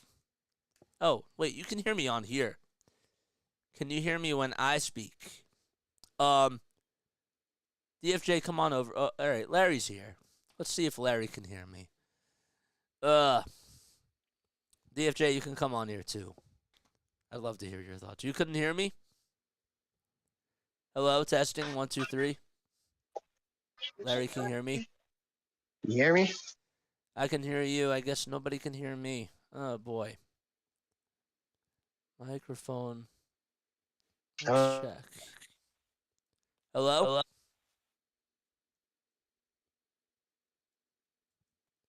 the heck? Hello? Maybe it is my audio settings. Can you hear me? Anybody? No? It says Roadcaster's working. What the heck would be going on? Anybody? No? Ugh. That sucks. Let me get out of Discord and get back in there. Screw technology. It is me. But it says that my mic was showing up. That's so weird. It's annoying. Let's see if it works now. Testing 1, 2, 3.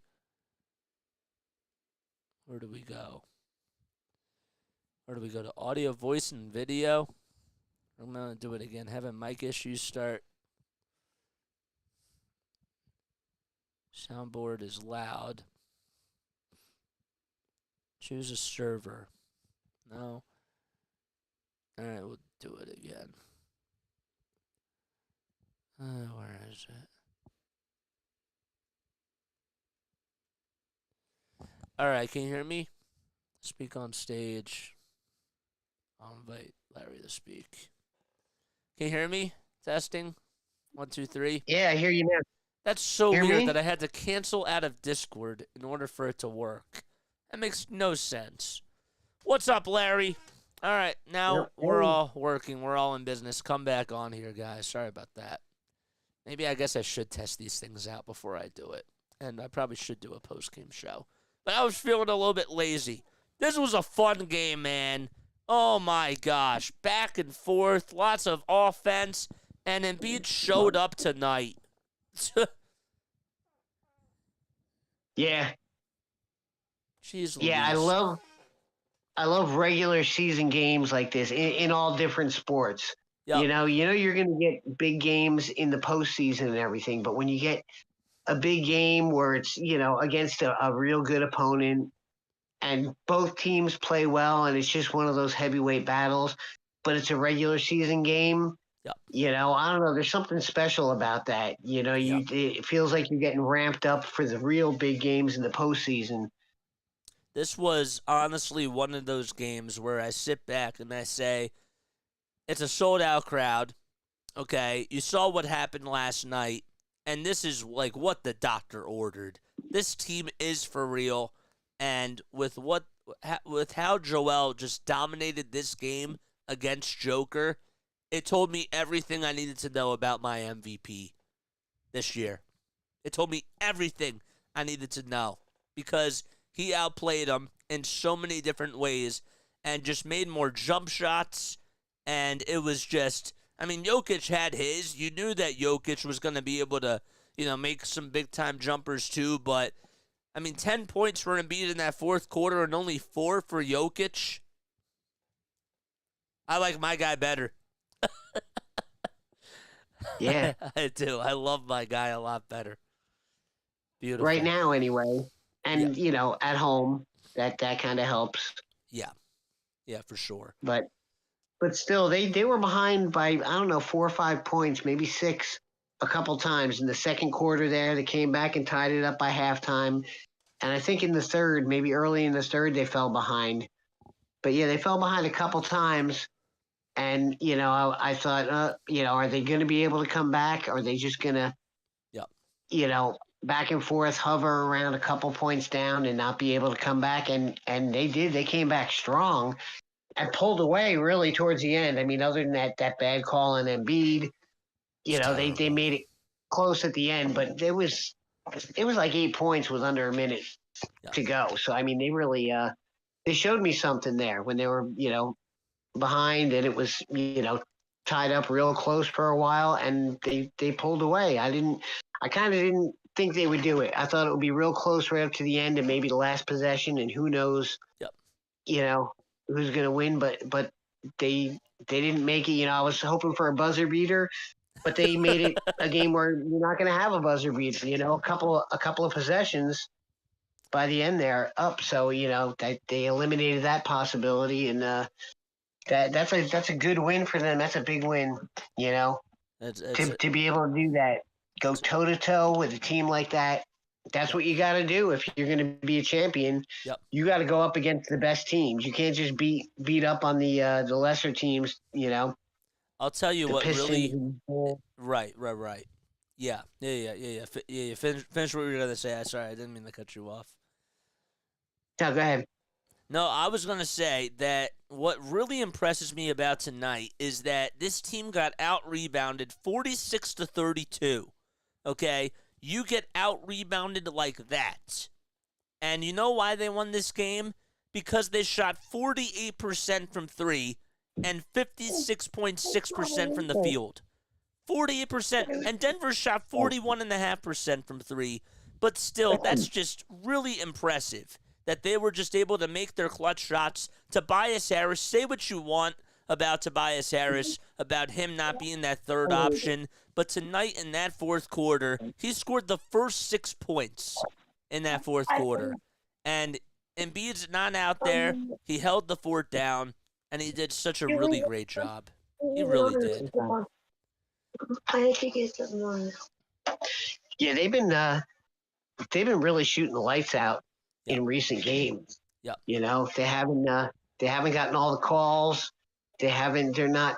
I don't think they're as good a team with rebounds as some of these other teams. Yep. Like the Nuggets, they can get out rebounded. That's not their strengths. But yeah, if that's the case, then you got to hit your shots. You got to have a higher shooting percentage than the other team if they're going to out rebound you. And they've been doing that. They've really been on target. They've been accurate from the field. 1,000%. Philly halftime on here. Shout out to Philly halftime, man. Hopefully you had a good stream. Give Tobias credit. He says, what a hell of a game he played. He stepped up in that fourth quarter. No Embiid out there to start off the quarter. And he just, goes in this attack mode.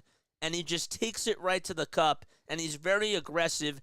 That's what you're going to need if you decide to keep Tobias Harris. I honestly think that now's the time to sell high. I've been really talking about that for a little bit of time, but if he's giving you these types of performances, it's tough because this is when you want to trade him when he's playing so well, and you know that he's not going to be able to sustain this for a long amount of time, but tonight he really did deserve his flowers because he stepped in and he took over the beginning of that fourth quarter, and then Embiid comes back in and says, thank you so much for holding the fort down. Now let me do my thing against Joker. And he did. And he stepped up to the plate, and he just bullied him, absolutely torched him.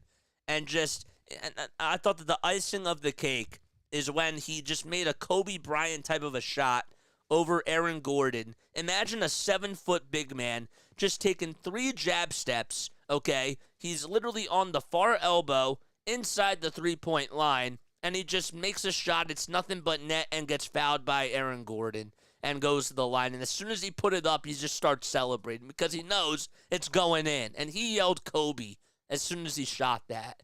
What big man does that? Yeah. It's just like every time you watch him, he's like Shohei Ohtani, man. He just always does something that's just even more impressive than the previous night. And tonight I thought that this was just, I wouldn't say that it was his best performance this season because he's had so many, but this was another one where you just saw him going up against another guy that's phenomenal because let's be honest, Joker is a top 5 player in the NBA. He's arguably top 3, but he's with Embiid in that class, and I think Embiid has really separated himself into his own class now. I do. Yep. So. Yeah, I agree with you. I think we've gotten some real good production out of Harris, Yep. especially during that streak there where Embiid missed a few games. Yep. You know, and he's going to miss some time here and there. We already know that. You got to, kind of anticipate that. And it's nice to have that, which, you never know when that production's going to suddenly disappear. Right. From Harris. It can happen, from time to time, but he's been pretty consistent, I think, when they've needed him, when Embiid has missed time, whatever, at points in the game like this when Embiid's in, but he needs a rest. Harris is coming in and attacking, like you said. I mean, he's just giving you what he can give you production-wise. Yep. Absolutely. And he's not going to dominate on defense or anything like that. He's got flaws in his game, but he's giving you what he can, and that's points, that's production. Yep. And it's helped. It's you can't do it these days. You can't do it all with one guy like you used to, like in the 70s and 80s when it was you'd have one big man and he just whoever you put around him, 4 nobodies, whatever it is. Right. Nowadays, you need some guys to play their roles and do their part. You need a, right-hand man with Maxey. Yep. And you need other guys to chip in like Harris, and they've been getting that. Absolutely. All season. Maxey also had a really good game, too. He really did. Yeah. He stepped up. His shots were falling tonight. He went 4 for 9 from 3. He had 25 points. A quiet fourth quarter from him, but you really didn't need that because Harris was just feeling himself, He's in this attack mode, and sometimes, even though you see Maxey step up really big in the fourth quarter, when you have Joel Embiid going off and doing what he's doing, and if Harris is just somehow feeling himself, just continue to feed him. You don't always have to have like a loud fourth quarter, and I thought that even though he wasn't really loud in the fourth quarter. I thought that he had a great game overall, offensively and defensively.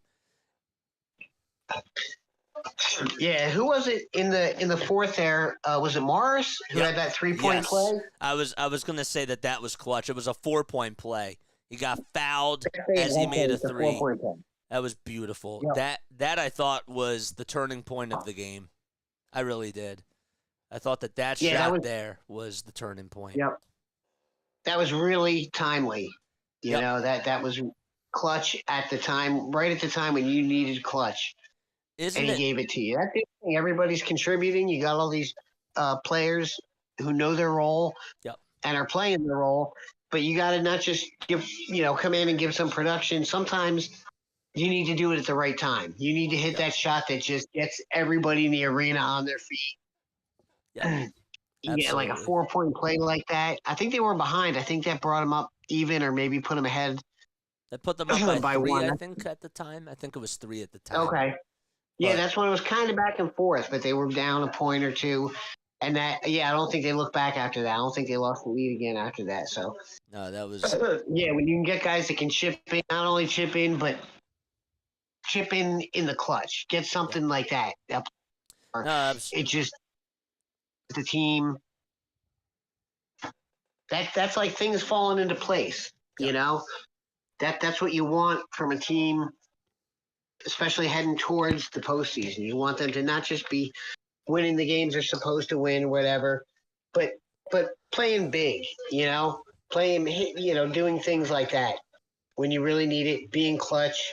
That's what brings the team together. That's what gets the team feeling like, hey, we're good. We can beat whoever. Put up against the heavyweights. and we'll go toe to toe with him. Absolutely. No, I thought Tyrese. I mean, yeah, everybody's going to talk about Joel Embiid and the masterful performance he had tonight, 41, 10, and 7 against Jokic, and Jokic had 25 and 19. I'll tell you this: it did not feel like, I don't know, like how it was for you, like when you were listening, but it felt like Jokic was quiet. Like it didn't really feel like, it felt like he had his buckets, but it didn't really feel like it was a loud 25 points and a loud 19 rebounds for him.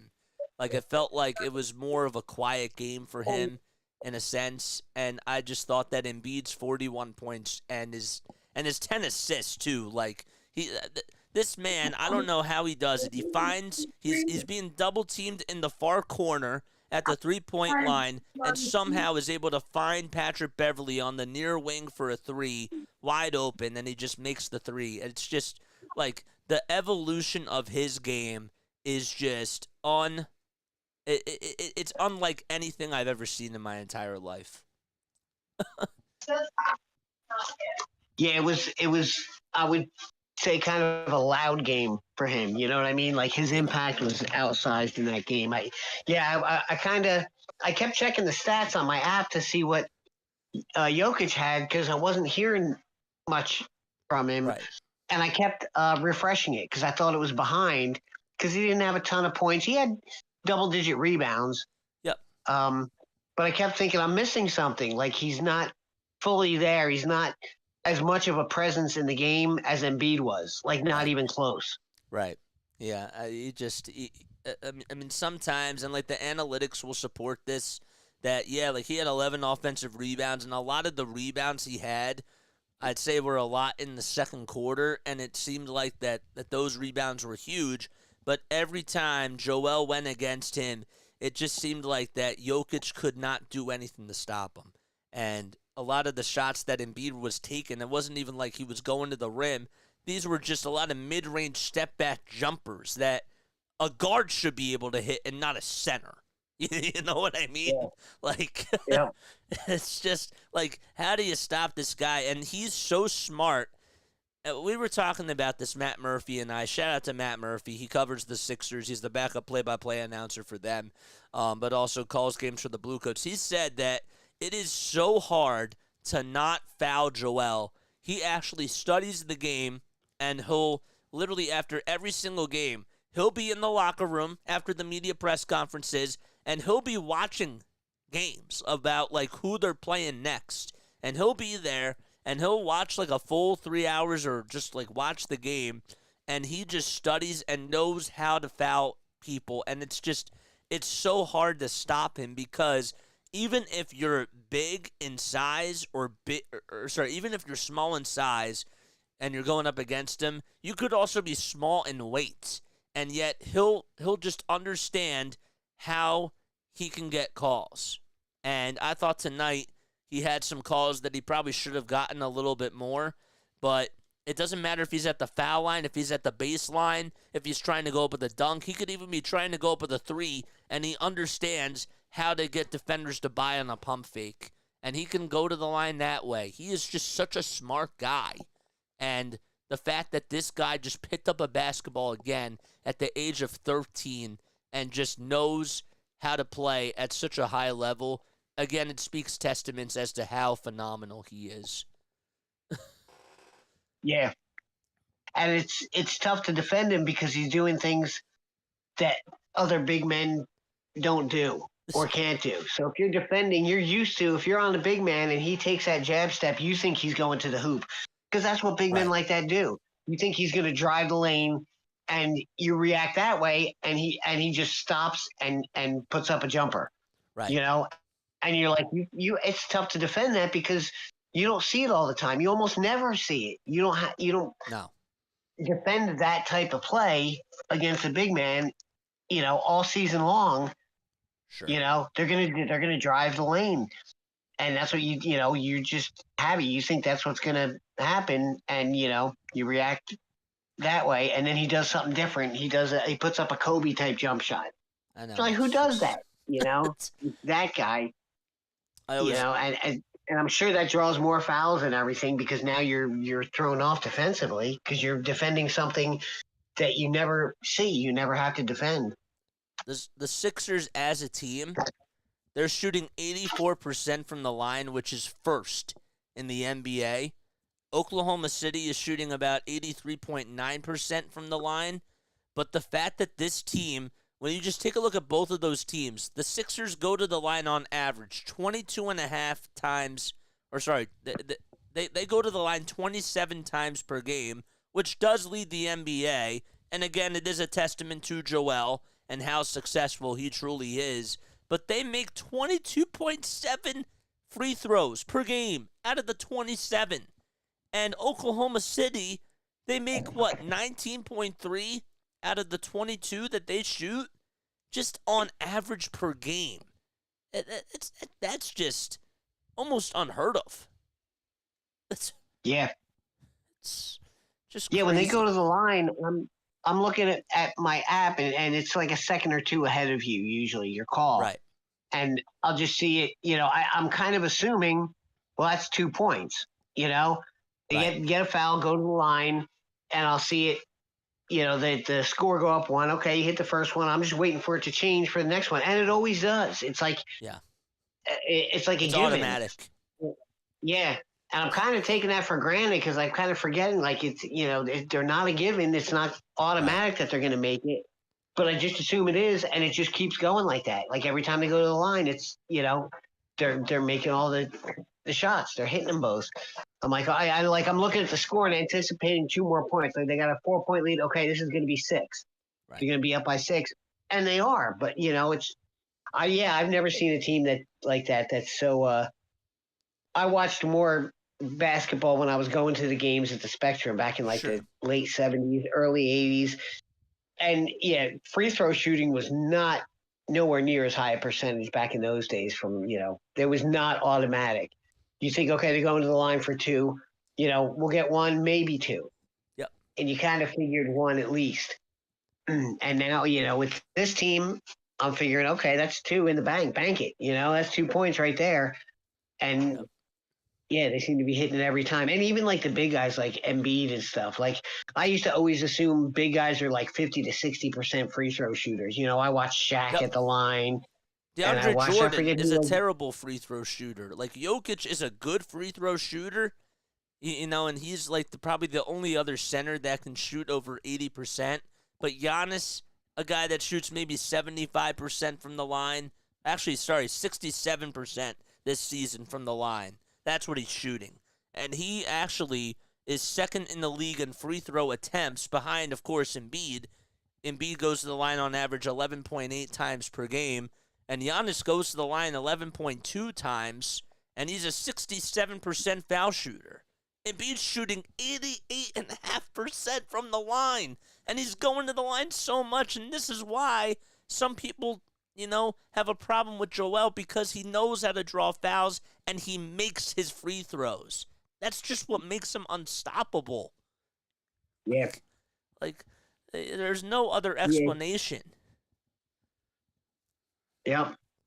Yeah, you got to, if you are going to draw the fouls, then you have to penalize them by making the foul shots. Otherwise, it's you'd rather have him just shoot and make the shots than draw a foul. If he can't make the foul shots, but it's almost automatic that he's making them, so it's worth it. Go ahead, draw the foul. I don't care if you don't get the shot off or if it's a shooting foul and you don't hit it because it's still 2 points in the bank. He's going to hit those free throws, right? And that's hurts the defense because if you're behind but it's close, it's late in the game.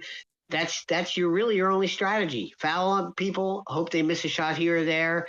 So, when you get a possession, then you can kind of inch back closer and closer. And if they make the foul shots, it doesn't work.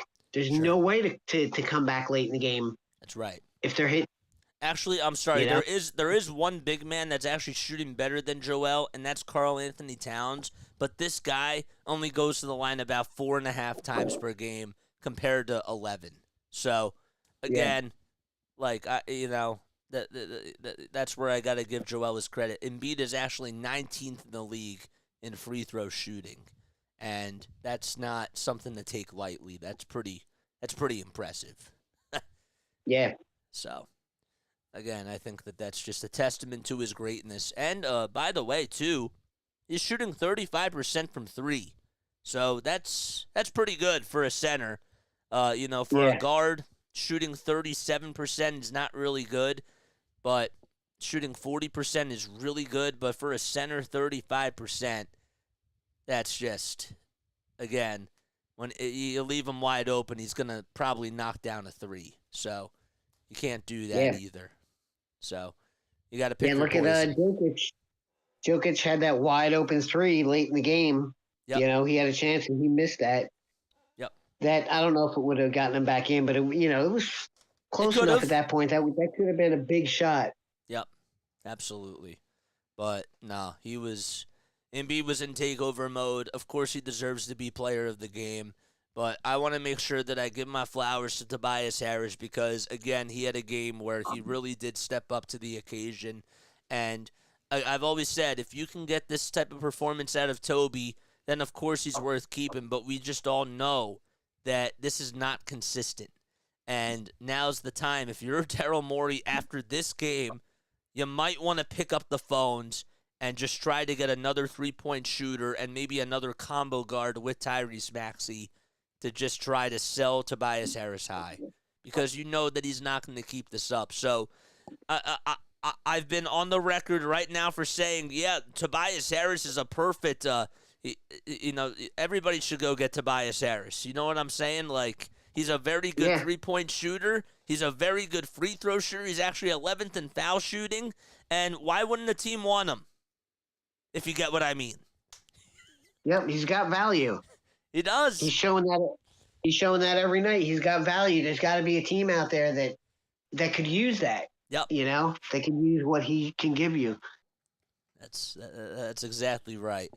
But I also thought it was kind of funny too because Batum didn't really have like the best game from an offensive standpoint, and Kelly Oubre Jr. didn't have the best game. But again, if you have a big three that's just stepping up, what really do you need the bench to do? You didn't really need the bench tonight. Robert Covington's still out. They were again shorthanded. No Jaden Springer, no House Jr., no Robert Covington, and still they're able to get the job done. This team is deep.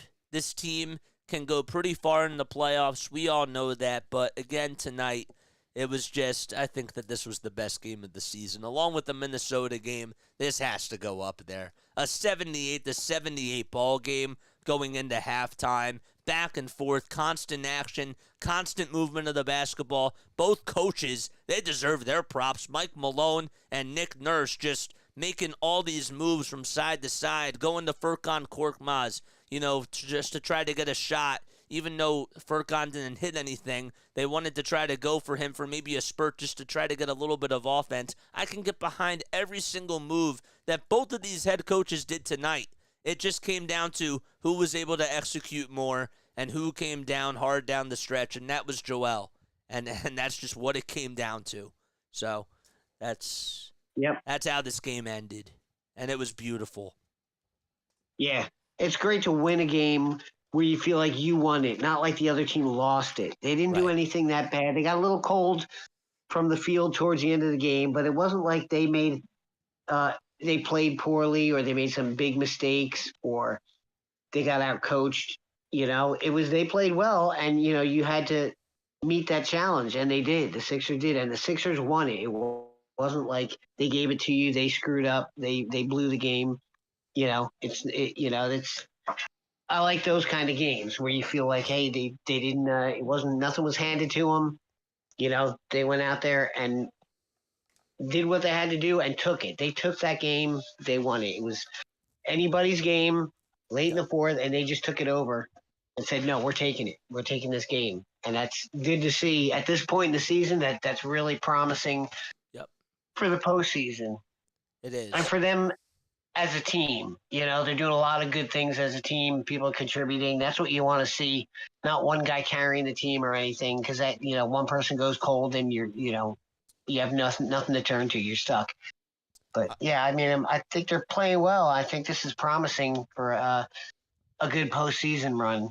Yeah. I think we really need that after the Eagles season ended, and I'm starting to forget about the Philly season. It's receding farther back in the past, so it's Right. not as painful and everything, but that didn't end the way we wanted to. No.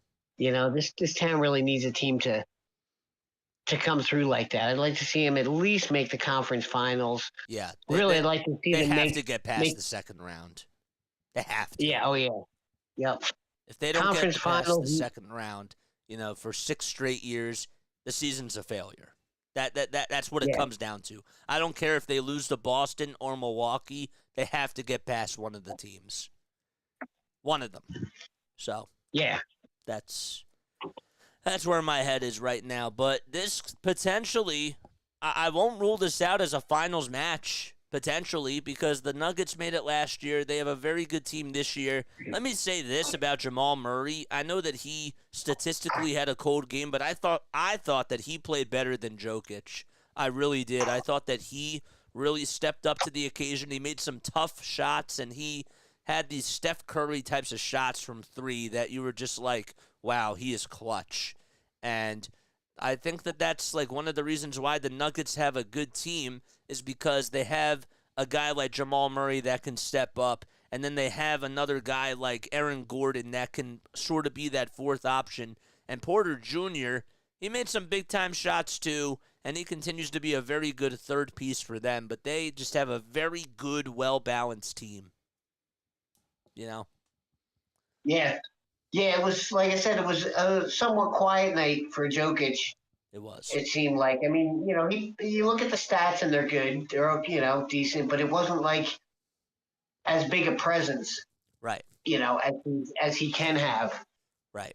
Exactly. And, there were other guys that came through. They still, they still score, 119, 120, something like that. So, 120. Yeah, they're a team to be reckoned with. They are. Yep. All starters had at least 12 points. So that should tell you a lot about their team. They have a very well-balanced scoring team. And Murray, I forgot that he went to Kentucky. He didn't play with Tyrese Maxey, but it is just funny how Kentucky just produces these incredible guards. Like, I can't understand it. Tyrese Maxey, De'Aaron Fox, we saw him the other day with the Sacramento Kings, Jamal Murray. They just know how to produce these guards, man. It's really incredible. So I have to kind of give them a little shout out too. But Murray's 26. I thought that he had another nice game where he, even though Jokic was quiet in that fourth quarter, I still thought that Murray kept them involved. And you gotta look out for him. So. But no, other than that, I don't really have anything else to say about the Sixers team, but this was definitely one of the biggest wins, if not the biggest win of the season. And Embiid lived up to the expectations and came up clutch and just outdueled Nikola Jokic again. Outplayed him. So, great. Yep. Yeah, that was a really good game. That was just enjoyable, Yep. After yesterday, which we don't want to talk about, it just helps put yesterday in the rearview mirror. It's something else to pay attention to and get excited about, and just forget about everything. It was a before. sold-out crowd tonight. Like, this was on TNT. You didn't have a lot of basketball games. This was like one of 3, and everybody was watching. So they did this the right way. Like, they could not time this better. I was actually shocked that Joel was going to play because I was thinking, all right, he played yesterday. There's no way that he's going to play a back-to-back after not playing for 5 straight games. And he did, and he wasn't hobbling. He was just literally in his own zone, and just it's like nothing happened. So this lived up to every single expectation. It was a sold-out crowd. Dr. J was there. You had a couple other celebrities there, too. This really felt like that this was a championship game with the way that the crowd was roaring. And then you hear the booing at the end after the terrible call. I mean, that was a non-foul call. No contact. You'll probably watch the highlights of the game, but there was no contact at all on Porter Jr. And you can hear the fans saying, "Refs, you suck. Refs, you suck." I could see it on the TV. Like, that's what I love. You know, like I can get behind basketball and any sort of a game up to that type of intensity. Yeah, that's what you love in sports. That kind of atmosphere, that kind of championship atmosphere when everybody's watching across the country at home on TV. Plus the arena's packed. Yep. And they're hanging on every shot, reacting to everything. Why do you think I had to play the Sixers song tonight? I had to. I had to play the Sixers song. I had to. Yep. This was a big win. So. That was great. I forgot that song even existed. It's literally been decades since I heard that. It's just gone from my memory. Hearing something like that was so nostalgic. Hey, I was like, at first I'm like, wait, it sounds really familiar. Yep. And then the vocals come in. I'm like, oh my God, I forgot about this song. I love that song. That song is so great. Oh, you can't do it every night. You can't wear it out and play it every night and get sick of it. You gotta keep it in your back pocket for special nights like tonight, and then break it out. That was perfect. I loved it. Oh, I had to do it. And then, of course, like when the playoffs come, see, I was going to do this for the Eagles, but then I couldn't do it because it was like, how could I? I couldn't play the third down music. I couldn't play the Eagles, the Eagles fight song. I couldn't do any of that because there was no fight. There was literally no fight. I was thinking maybe after the Devontae Smith touchdown, maybe play it, but that wasn't. The Dallas Goedert touchdown. But I was like, you know what? They got to get another one. They got to tie the game. Something big has to happen. And it just felt like over these last 6 games, I wanted to do it so badly, but I just couldn't. But you bet that once we're ready to like go to the playoffs for the Sixers, we got the free throw music coming on. We got the Sixers song. It's going to be like the Phillies atmosphere again. Yeah. That's when you gotta bring that stuff out because it's big games like that really do deserve that. So that's when we do it. You know how we operate. Yeah, I'm looking forward to that. Don't even give us a heads up. Just spring that stuff on us. Yep. When you feel like the moment's right, like you'll know. Oh yeah. Postseason or whatever, and then just like MVP put something chance. like that on. I love that stuff when it's just tonight you were like play the song, and I'm thinking what song? Do they have a song? Yeah. Had that I can't think of the name of it right now. The Dancing on My Own. Do the Sixers have a song like that? I don't really follow basketball as closely, so I'm like maybe I'm just not aware of this. I'm like what song? Play the song, boom, and hitting came on. That was so great. Everybody says play the song after the game. That's the thing. Play the damn song. Yep. I want to hear that in the postseason. I want to hear that song in the postseason after a big win. I want to see them do some damage. Make a run. Me too. Yep. That's going to be the cure for everything. So that would be great. Yeah. All right. I'm going to wrap things up here, but Larry, of course, thank you so much for coming on here as always. Great win. We'll be back Friday. I'm going to take a couple days off to rest the vocal cords because we had a lot of emotional stuff over these last 2 days. So we'll be back Friday. All right, that's cool. I may make it Friday. I got a band rehearsal, so I'll see how early we get done. What time is the game on Friday? I have to look at it myself. Let's see. Let's look at the schedule. Sixers schedule. And then I think that we're going to do the Chiefs-Bills game on Sunday. I want to do another football game. I want to continue like what I did with the Phillies for the World Series, even when they lost. I want to continue to do that. And I'll do that. I'll do that for the NBA too. Like once the Sixers, if the Sixers happen to be an exit, I'm still going to follow the NBA Finals. I'll still do that. I think that's just good reps for the channel. So we'll do it. Oh, definitely. You going to do the Chiefs-Bills then this weekend? Chiefs-Bills, I'll do it Sunday night. They play, 6 o'clock? So I think it's 6:30. That's a big game. Yeah, that is a big game. But yeah, so they play, what's today's date? So yeah, they play Friday against Orlando. And then they play Saturday against Charlotte. So a lot of these games coming up, they're not as big. But even though Orlando has a good record, it's not going to get as much hype. But still, We're going to cover those games. We'll be back Friday, Saturday. Then they play Monday against San Antonio.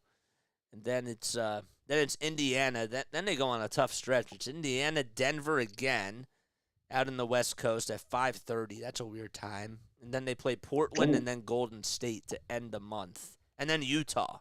So that should be a fun West Coast road trip. We got some 10 o'clock games. We'll be up. Yeah. So it'll be fun. But yeah, all right. I'll catch you on the next one, Larry. Thanks for coming on as always. Okay, yep. Thanks. All right. Guys, it's going to wrap things up here. My name is Jason Joseph. This is Play-by-Play with JJ. I love you all so much. I'll catch you on the next one, unless you catch me first. Well, we got the Orlando Magic on Friday and the Charlotte Hornets on Saturday. Love you all. Lila Tove. Good night.